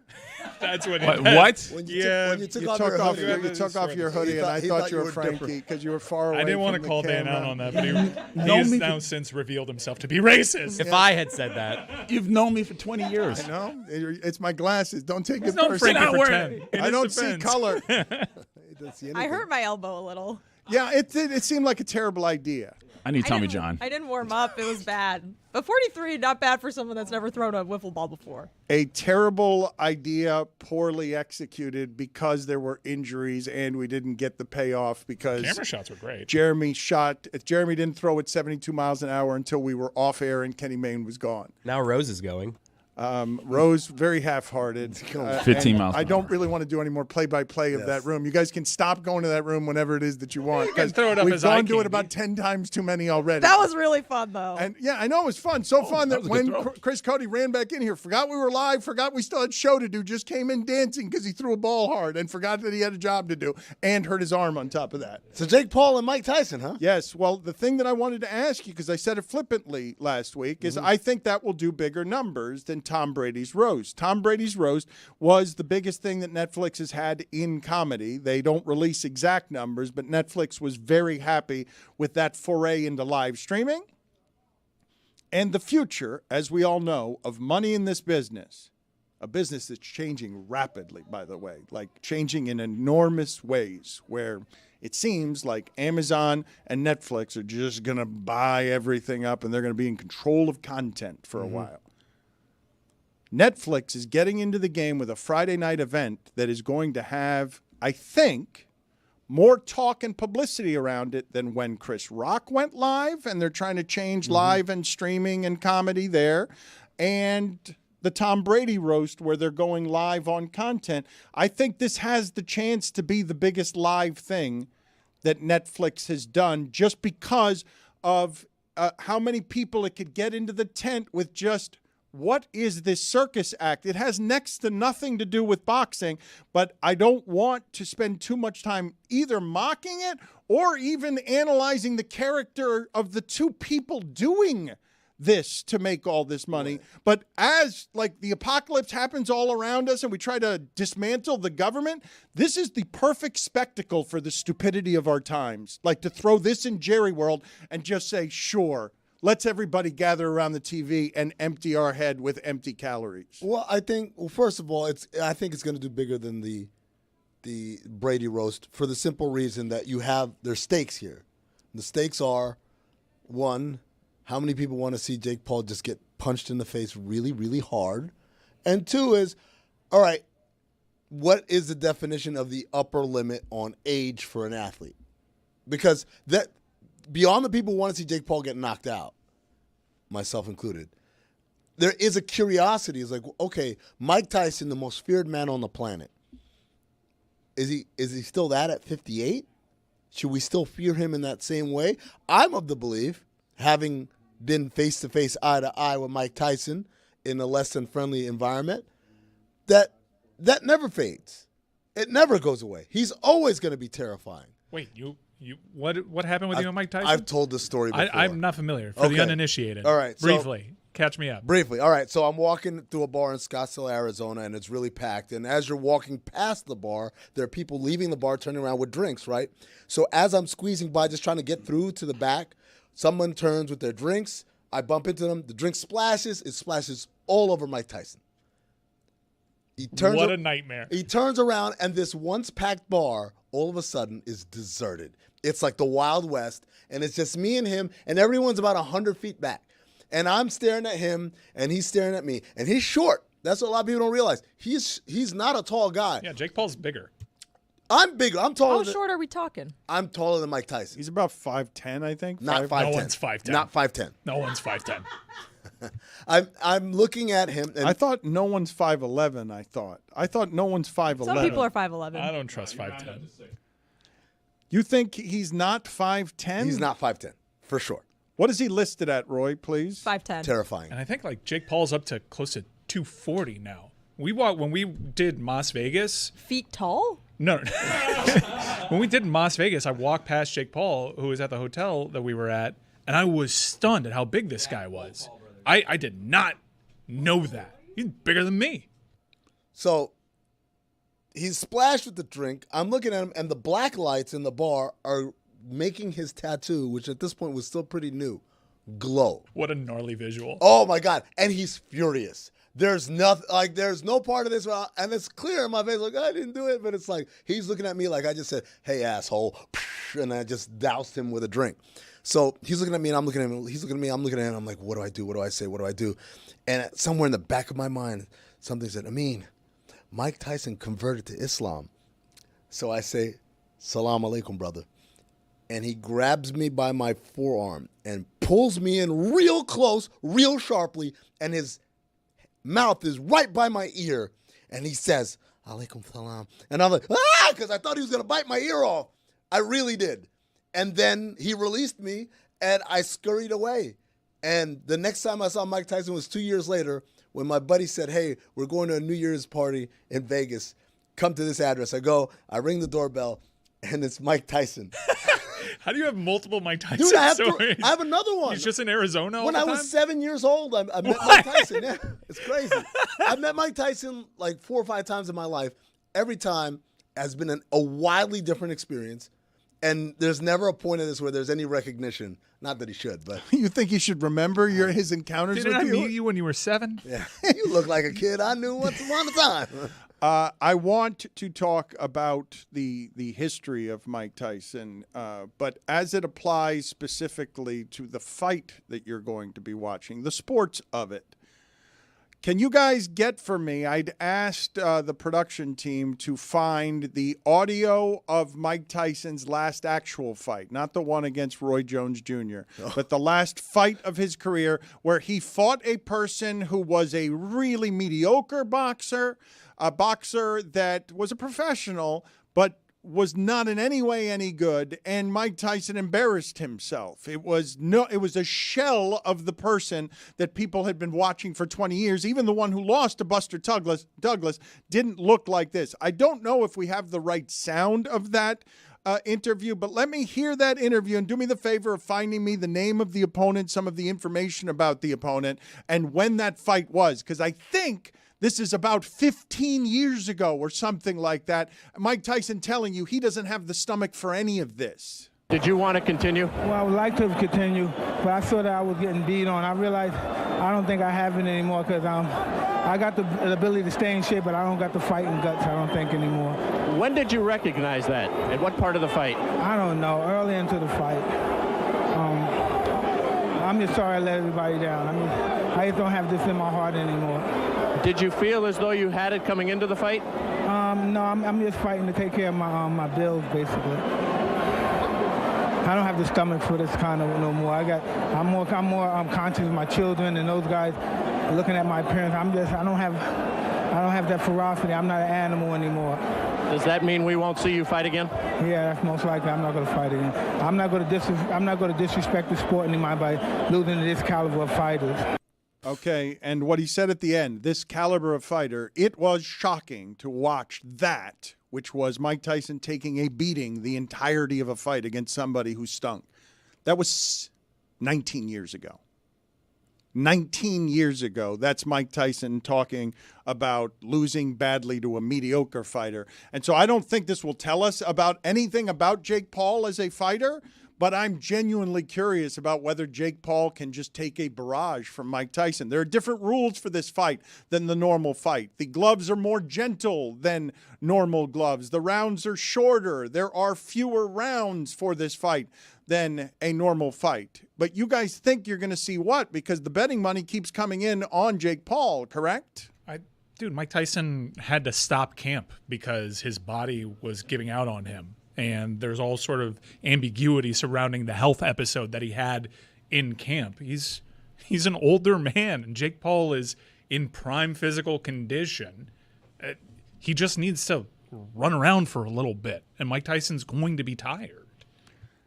So you're of the belief, Amin, that a 58-year-old Mike Tyson is just going to get tired prowling a ring? Because I do think that the people listening to this have very little understanding of what 2 minutes of cardio in boxing actually is. I don't know that a lot of people, when you combine the fear with what it is that you're physically doing. And the fear the hour before you walk into the ring of, oh my God, I'm now in the middle of a whole bunch of people and I have the potential to look like Spo at the end of a game when somebody hits me. If he's looked like Spo, then that must have been the biggest win of the night. To walk out of that looking like Spo, that's not the fear. The fear is I'm going to get pulverized because I guarantee you, I don't care how much shape he's in and how much younger, he's never been hit by anything as hard as Mike Tyson. That's what it comes down to. Yes, you're right. If he runs around the ring and extends this and makes it into a marathon, not a sprint, he greatly improves his chances. Even in Mike Tyson's prime, we knew longer fight is worse for Mike. But it all comes down to one thing. Can you eat that punch? And I don't know if he's ever been hit as hard as he's going to get hit by Mike Tyson. Is there any scenario where this turns out to be like them just playing patty cake for a payday for Mike Tyson? Where we come here Monday and we're like, I can't believe we all fell for this. That was a joke. You'll know right away because if Tyson doesn't charge him, you'll know right away. The way Tyson fights is always straight ahead. If Tyson wants to prowl the ring with him, you will know right away.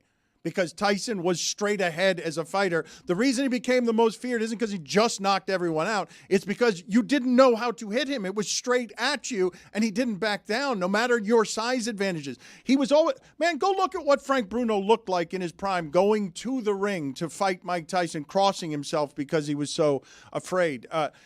If Jake Paul isn't afraid, he ought to be, because of what Amin is talking about. Even at 58, no one would want to be hit by this human being. Dan, we're efforting this right now. I just sent it to the video guys, but Roy Jones Jr. was on All the Smoke, and he talked about that fight that he had against Mike, which was an exhibition. It wasn't real. And you've talked to Roy Jones. You know Roy Jones. This is one of the proudest human beings ever, right? For frame of reference for the younger listeners, he once in the middle of a fight broke his hand, so then he beat the guy up with his other hand, and then later on made a song about it. He said, y'all must have forgot when I broke. One of the greatest fighters ever. One of the toughest fighters One of the toughest fighters ever.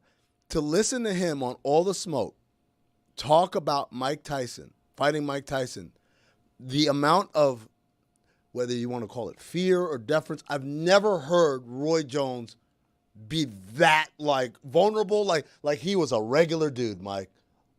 Dan. Oh, that's okay. Man. No, what Amin is talking about though is what I see happening around this fight everywhere, which is people my age and Amin's age are nostalgic for remembering something that was this feared because it doesn't exist now.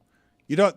Even the MMA guys that crawl around on the floor, it's not, when it's wrestling, it's not quite what Ngannou was in that sport, where it's someone who's physically stronger than everyone else, and the people listening to this are going to also remember, and would fight you in the street if you were Mitch Blood Green outside in Harlem at 4 a.m. outside a haberdashery. Like if you wanted. That's one of the greatest stories of all time, by the way. But would do it like as heavyweight champion, would fight you in the street outside of a haberdashery because, and Mitch Blood Green, you could look him up too, not a small human being, not a human being to be trifled with, and left him, really bloodied. The legend of Mike Tyson is 40 years in the making. Dan, Fat Joe told one of the greatest stories I've ever heard, where he said him and Big Pun were at this club called The Tunnel, which was a very infamous, very rough crowd, rowdy crowd, and the bouncers were the baddest human beings ever. And so there was a misunderstanding. The bouncers started getting physical with Fat Joe and Big Pun. Big Pun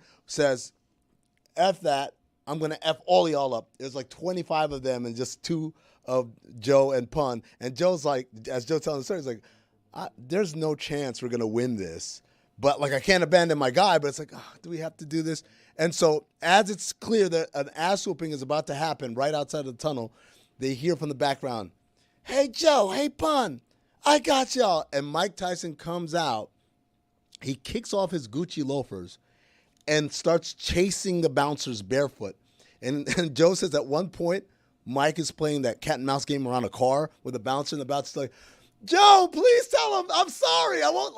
It's this 6'5", 280-pound dude begging for his life because a rabid Mike Tyson is after him. I think that was soon after Tyson had come out of prison. I think it was, or right before he was supposed to go in. This is late 90s because this is after Big Pun has become.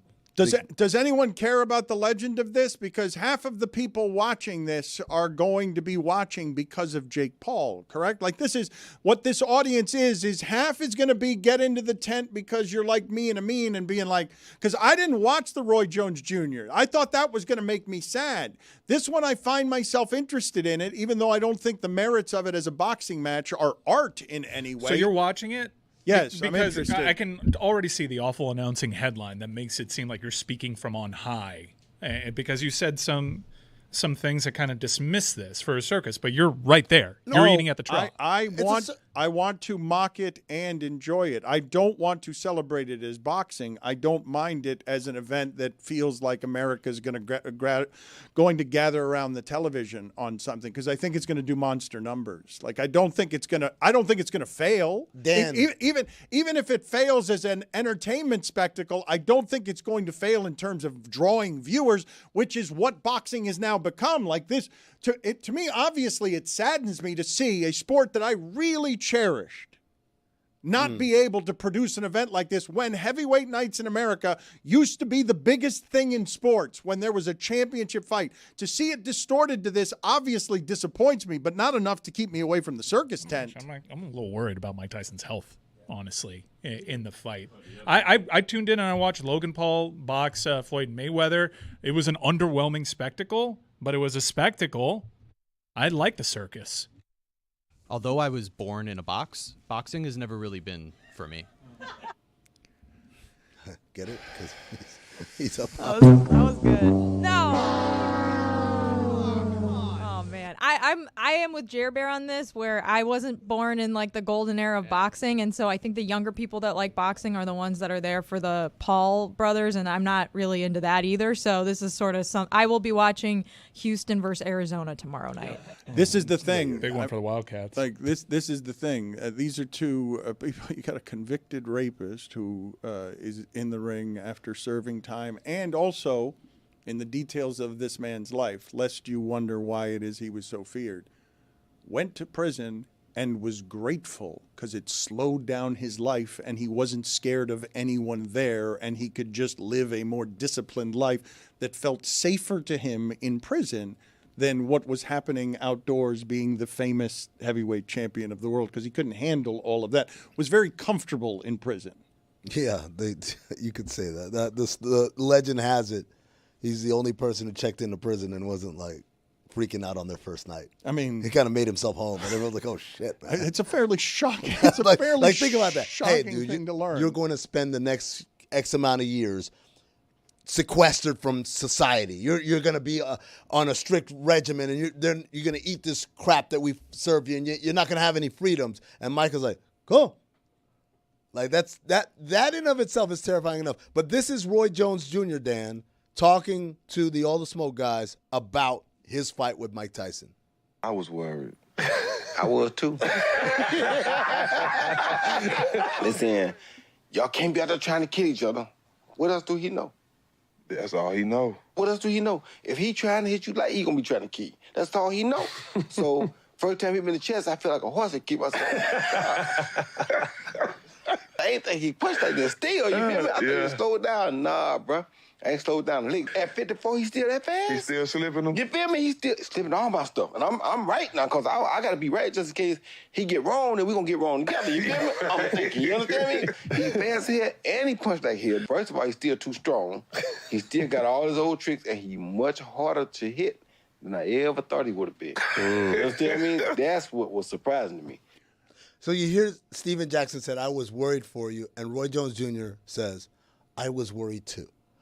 I've never heard him sound that vulnerable, that like I said, he sounded like a regular guy got in a ring with Mike Tyson. If you know the credentials of the person saying that, you understand what Amin is saying. And there are, I'm going to have to concede after earlier arguments, degrees of toughness. But I would ask you again, as we go back to Eagles-Patriots Super Bowl, you think that the Eagles won that Super Bowl because they were tougher after Tom Brady threw for 500 yards in that game? Classic Dan, boiling it down to a singular thing. No, I think it was a contributing factor. But the Patriots lack no toughness, correct? They were also a tough team, but on that day, the Eagles proved to be tougher along the inside. You have to be mentally tough to call the Philly special in that spot. So tough. You guys interested? Am I going to be the only one watching? No, I'm gonna see if I can watch it. My buddy's having people over. Like, it's a thing. It's definitely. I just really want to see Jake Paul get knocked out. Yeah. Absolutely watching. Dan, you could tell me only 3 people were watching this, and I'd be one of those 3 people. But what I'm asking, I'd be the third. And Mike Tyson would be, aren't you that 7-year-old kid that I bumped into? I have so many more Mike Tyson stories. It's crazy. He's the most fascinating athlete of my time. Yeah, you can make that argument. I don't know that you would get a lot of, in terms of just interesting, and everything swirling around him. I saw a documentary, or started to watch a documentary last night on Ted Turner on Max, and I'm like, oh my God, that's got to be interesting. Because I just started. I'm like, this is going to be fascinating because this guy has lived just such an enormous life.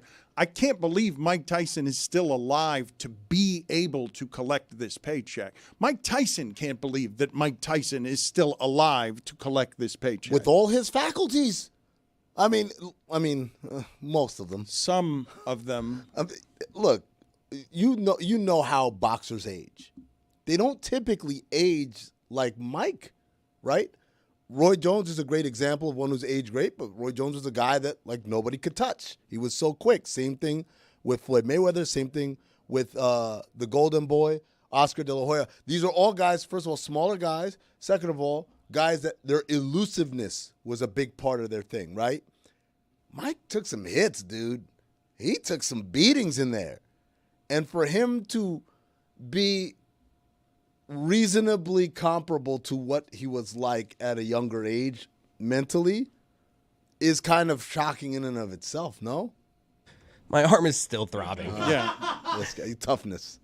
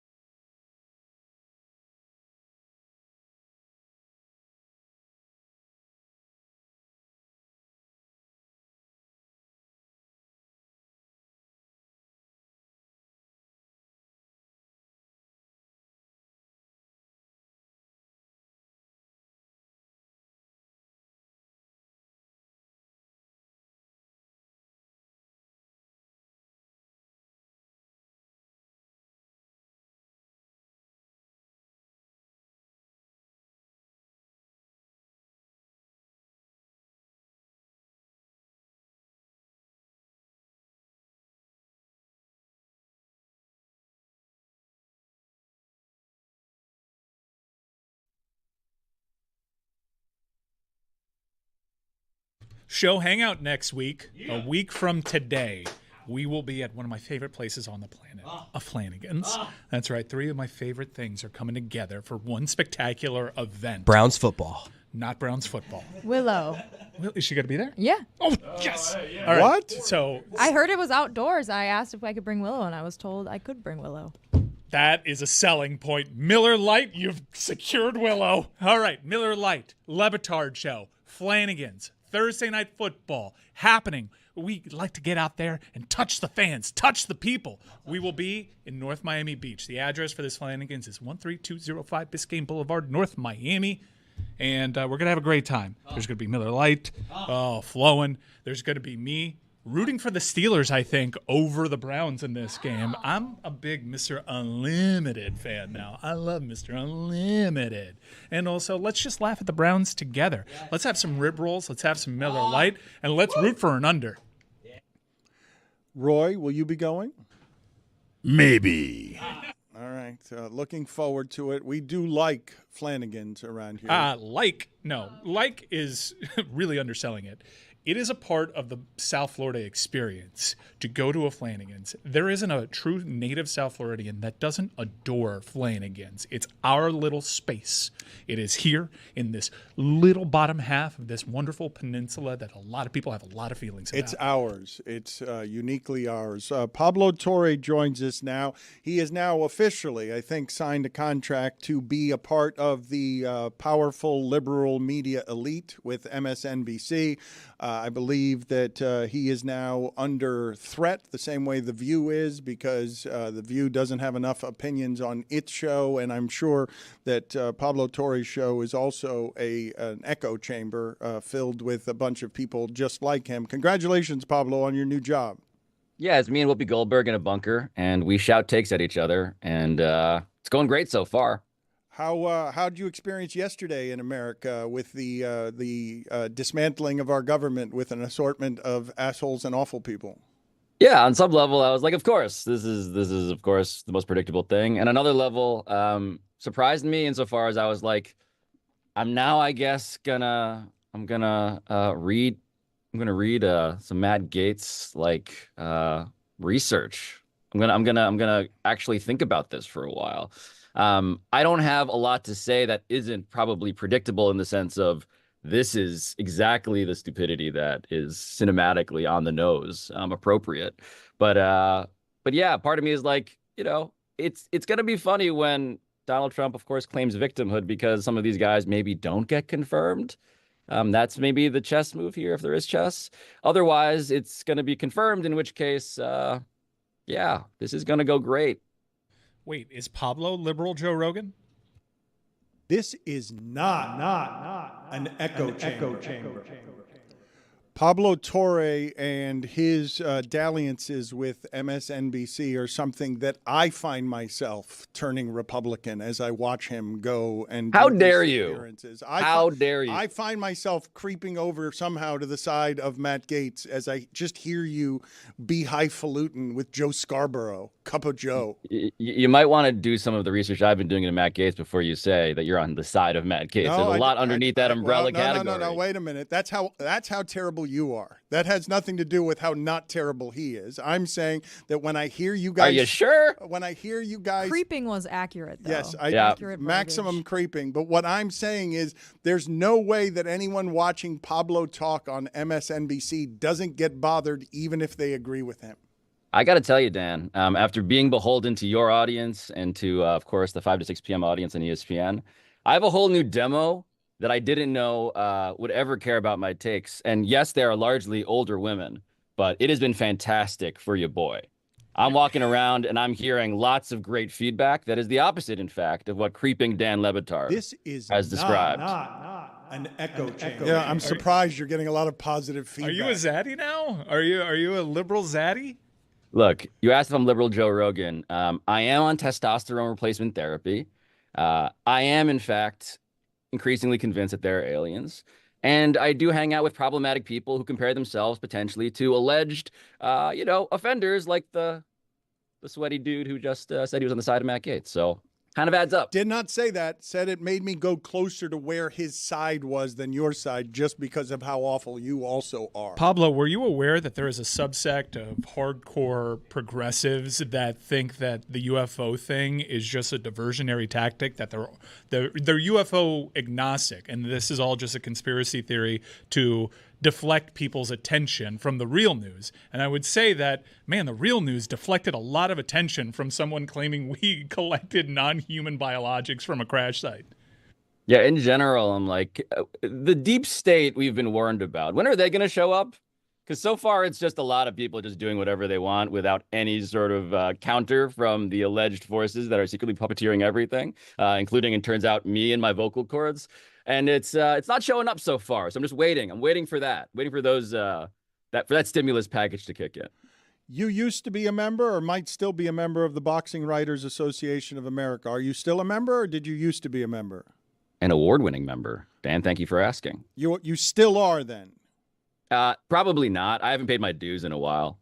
So maybe if they just kept me on accidentally, but yeah, haven't put my membership papers in a long time. The reason that I asked the question is just, what are you to make? Like, what you are somebody who fits right in the prime demo on whatever it is that Jake Paul and Mike Tyson are trying to do tomorrow night that is spectacle and not really sport. So you are where on this? I loved the mixed martial arts and combat sports. I'm using it past tense because I really did like the artistry and science of what it is that I was watching, which is vulnerability with maximum fear, overcoming that fear to do something that's really hard to do in front of people and by yourself. No teamwork, no teammates. Like, I'm fascinated by the courage of all of that and the desperation that goes into making people choose that as a living. But I've soured on it a great deal because this is the crud that now passes for what this sport is. And I'm not even here to knock it because it's smart. They're going to make all the money. Yeah, for a long time, anybody who would ask me, so how do you feel about the NFL and how do you feel about, again, these sort of like moral scolding-y sort of issues around sports, how do you feel about them? I'd be like, look, you should know something about me. I like boxing. I covered boxing. Boxing is consensual concussions. Like, extrapolate from that my actual moral scale. If people are aware of what they're doing and they go into the ring and they want to entertain people and put their humiliation and their health on the line, guess what? I'm super into that. I'm super interested. There's nothing better, Dan, as you experience yourself as a columnist, than like covering a fight. The thing about this, though, is that it reminds me about just how dead my nerve endings are now. And this is the through line from like, what do you think about Matt Gaetz to what do you think about Jake Paul fighting Mike Tyson at age 60 or whatever it is? It's like, I've been on the internet a long time, man. Like, at a certain point, it became very obvious what the game is, to the point where the think piece about the game became less interesting. Of course, it's about humiliation on the line. Of course, it's about attention. Of course, boxing was ahead of all of this, all of us as a society, in terms of like what the game is here, attention being currency, hatred being a lure to more eyeballs. Like, all of that was obvious in boxing. This is, of course, the logical and now kind of boring result. You know, like what enlivens me? Like, Matt Gaetz, Attorney General, kind of sparked something, and then it was back to like, yeah, but again, I kind of expected that. You're numb? You're numb? Yes. It's not weird enough. It's just not weird enough. My tolerance for weird, like a Chris Cody who has been reared on online pornography and really needs something extreme to get even the juices going anymore. That's how I feel about politics and sports and weird boxing events. It's just like not weird enough. Sorry, do better. What were your thoughts on the last 24 hours of Alex Jones? I mean, what Ben Collins is doing at The Onion feels like something that we need. And I say we as just like people who want comedy as a concept to not be monopolized by people who are deeply unfunny and actually very deeply scolding in their attempt to be endangered species, which is to say, Ben Collins in The Onion buying Infowars at a bankruptcy auction is perfect. It's perfect. And I'm excited for the investment. Again, like real people with money putting those resources into what feels like a joke and yet is also an appropriate commentary, given, again, all the caveats apply about why Alex Jones, of course, is odious and why it's insane that we let him into anything resembling polite spaces in an era where polite spaces are basically non-existent. But I love it. I love the poetry of it. That did actually get me going a bit. It was inspiring, frankly. Like, what a great bit was my number one reaction. I was trying to figure out how to buy it. I just didn't think I could find the funny in the bit. I was trying to think of where it is that we could make an attempt to try and buy that and be funny around it, but it seemed all too dangerous to try to be funny about. I will say, though, odious, I can't do a better word than that. Comedically and accurately, odious is somebody do better than odious. When describing somebody and wanting to most dismiss them, I'm asking the group here to give me a better word. Ratfink? Comedically than odious. Just, well, dickhead. Not just insults. I'm looking more sort of for adjectives, really. Odious. Dipshit. What's an adjective? Dipshitty. Dipshit is a noun. Shit for You brain. guys are using all nouns. Ratfink. Repugnant. You guys, repugnant's pretty Noxious? good. That's a good one for you. I go feckless sometimes. Feckless. Oh, give him the highfalutin sound. That right there is the music. Feckless is Abhorrent. Feckless is too highbrow. How are you pronouncing that? I go abhorrent there. I've got a Abhorrent. I've got the abhor. Abhorrent is how I do it there. Hard whore. Odious. Odious is pretty damn good, Pablo. I salute you. I can't do better Thank than you. that. I'm thinking, It evokes a smell. There's like a stench. There's an that's implied why, stench but to that's, odious. No, but it doesn't. It's not implied. Odious. You're telling me that something stinks immediately. Like that's. Yeah, I want to barf. Yeah, it makes me want to barf. Barf worthy, not as highfalutin, but means the same thing. Pablo, I'm curious your opinion on this. I'm kind of everyone's trying to unpack what happened and how our generation was told we have to leave this place better for our kids, and then our kids ended up voting for Republicans in record numbers, it would appear, and it caught a lot of people by surprise. And then I realized that's how teenage rebellion kind of works.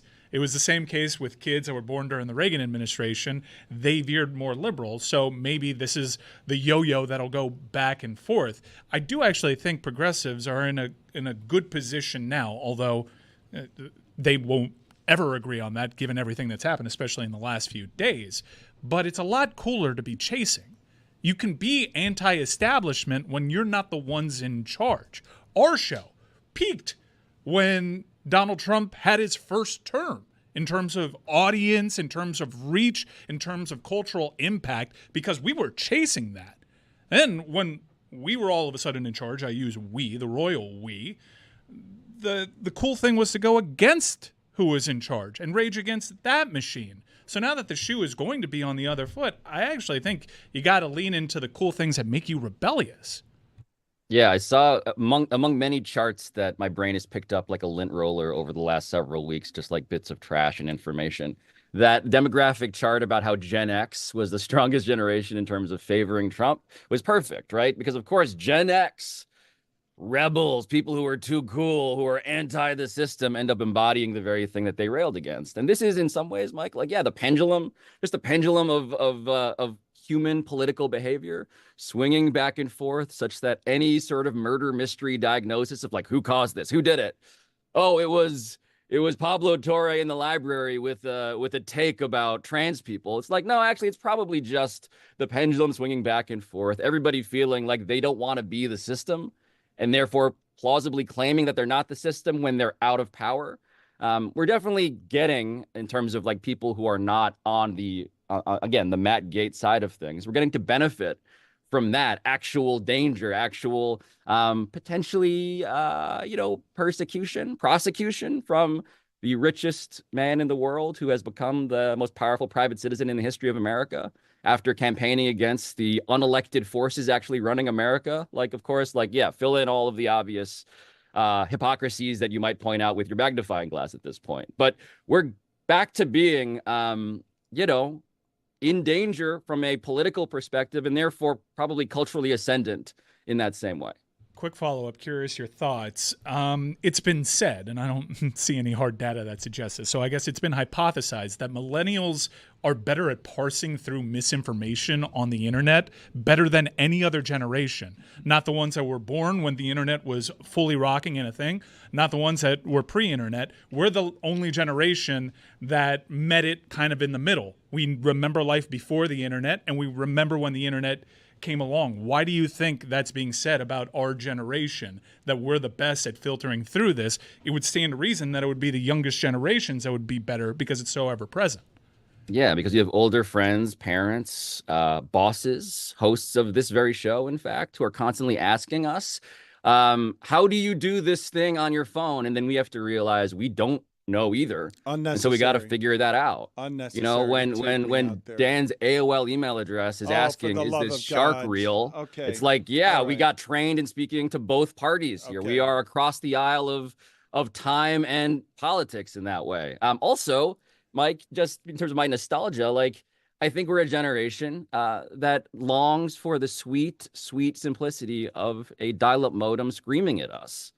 We remember what it was like when you had to earn a JPEG, when Carmen Electra loading that image was a character-building, patience-requiring experience. We didn't have the on-demand synapse destruction of whatever, again, Chris Cody is into these days. Mom, get off the phone. I'm Yes. trying to chat someone. My crush is online.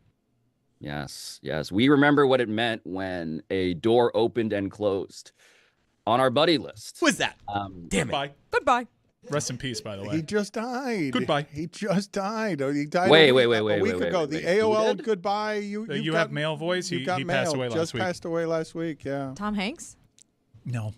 He's still very much alive and thinks 35 is the toughest age. Pablo, stay right there for a second. We have to go immediately to Amin Al-Hassan. He is taking a victory lap. It is a sponsored segment. It is important that we break into all programming to take care of our sponsors. We will continue to tell the audience, one of the most supportive audiences in the history of all media, not just sports media, to please support the sponsors who support us. And here is Amin Al-Hassan taking a victory lap today, and I can see where this is going. Oh, Dan.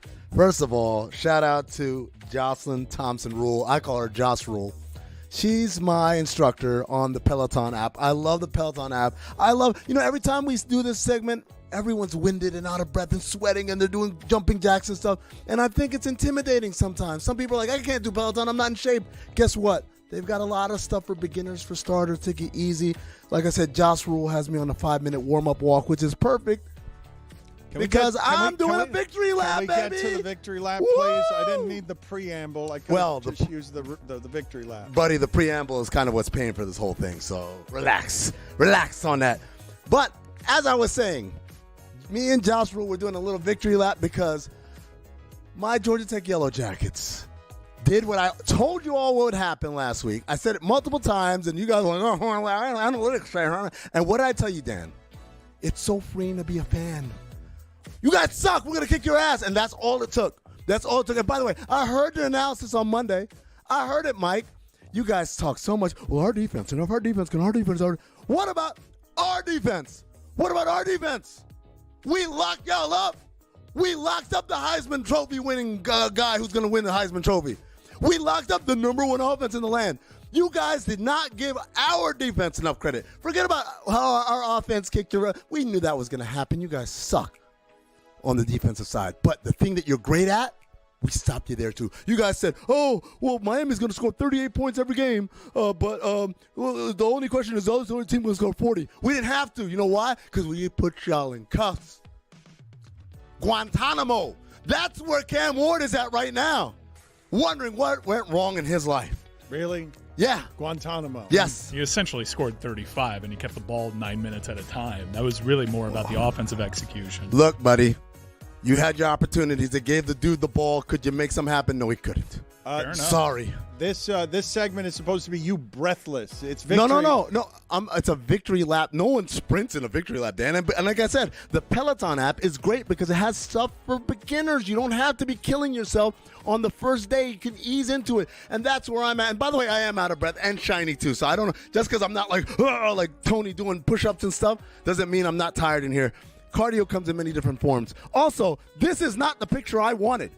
This is like the nerds from Comp E rushing the field. I wanted the dude that looked like the Red Rifle taking a selfie next to Mario Cristobal. That was a great picture. And as soon as I saw you there, I wanted to tell Video, why are you not using that other great picture as opposed to the one you are using? I wanted to say that, and it's funny that you would say that you wanted the other one, which is spectacular, and not that one. Yeah, I mean, I say it because I know sometimes there are things that are wrong with the synapses and the pixelation. I don't give a shit. Put that picture up. I don't care if it's stretched and Mario Cristobal looks like he's 400 pounds as opposed to 350. Put it up there. I want to see it because I want to be that kid for a second. I don't miss a whole lot about college, but I do miss rushing the field. Then there it is. There's my boy. Hold on. Yeah, buddy. Yeah, buddy. Oh, look at his face. Oh, how dare he take a picture of me? How dare you try to win against Georgia Tech, baby?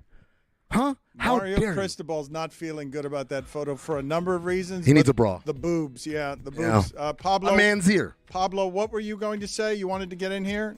Yeah, I just wanted to apologize to Chris Cody. And we collectively have been turning him into the avatar, of course, of pornography in America. Meanwhile, Amin El Hassan also works for this company.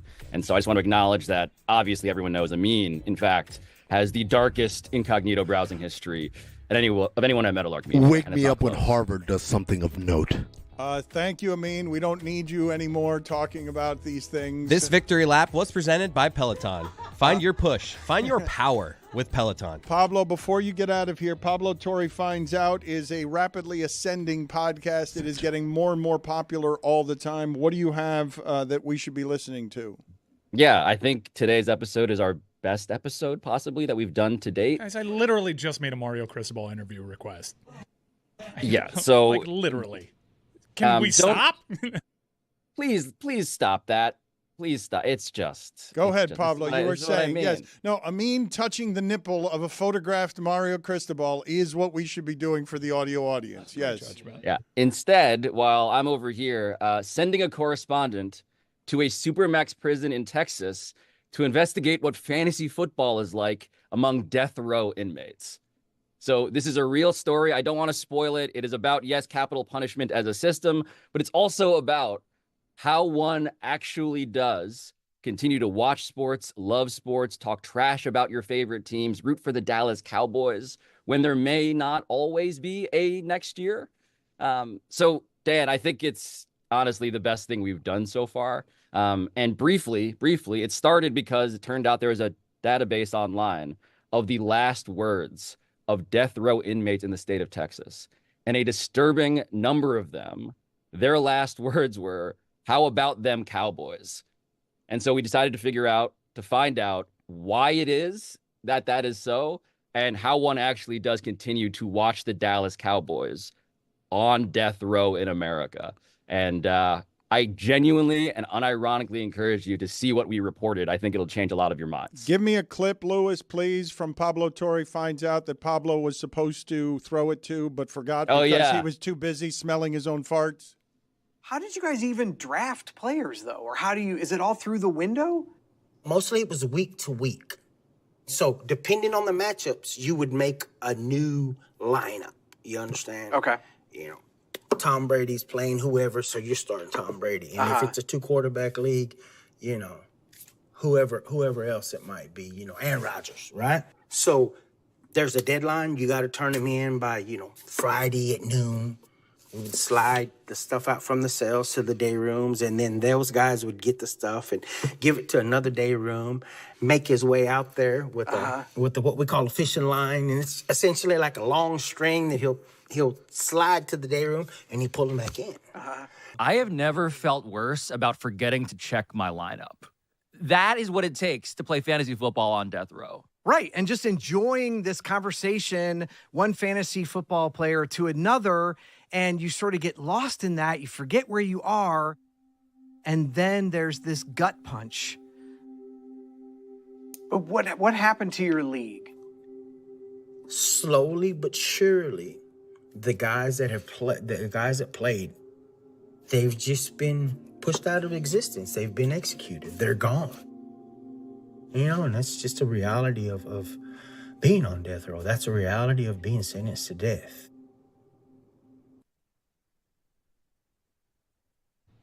So overproduced with the music, the slow music. What are you kidding me? The death row inmates started dying? What?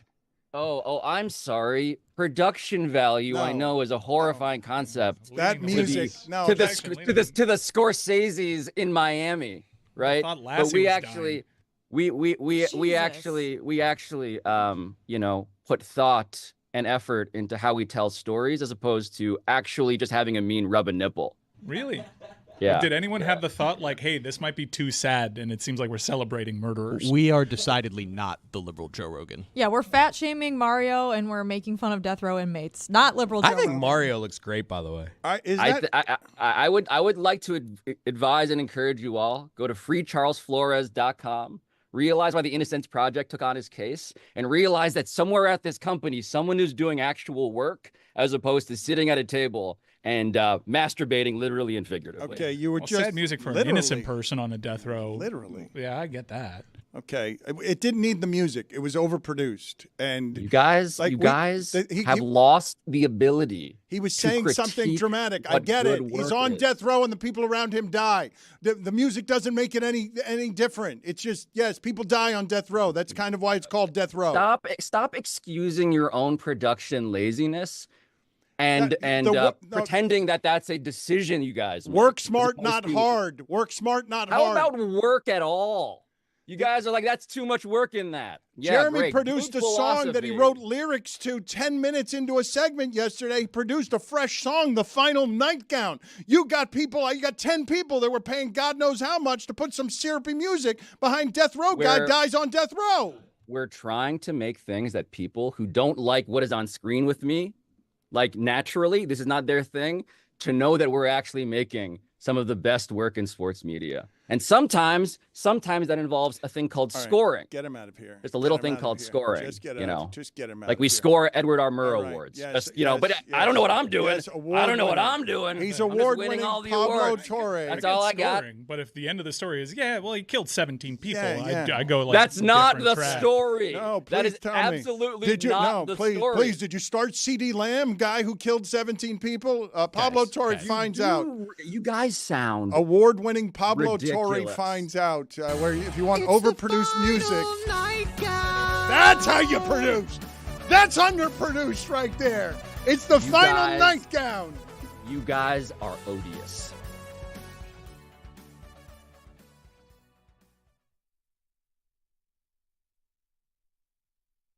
Books. That's the sound of Stugotz selling out our autographed coloring books. We are selling out as part of our 20-year celebration around here.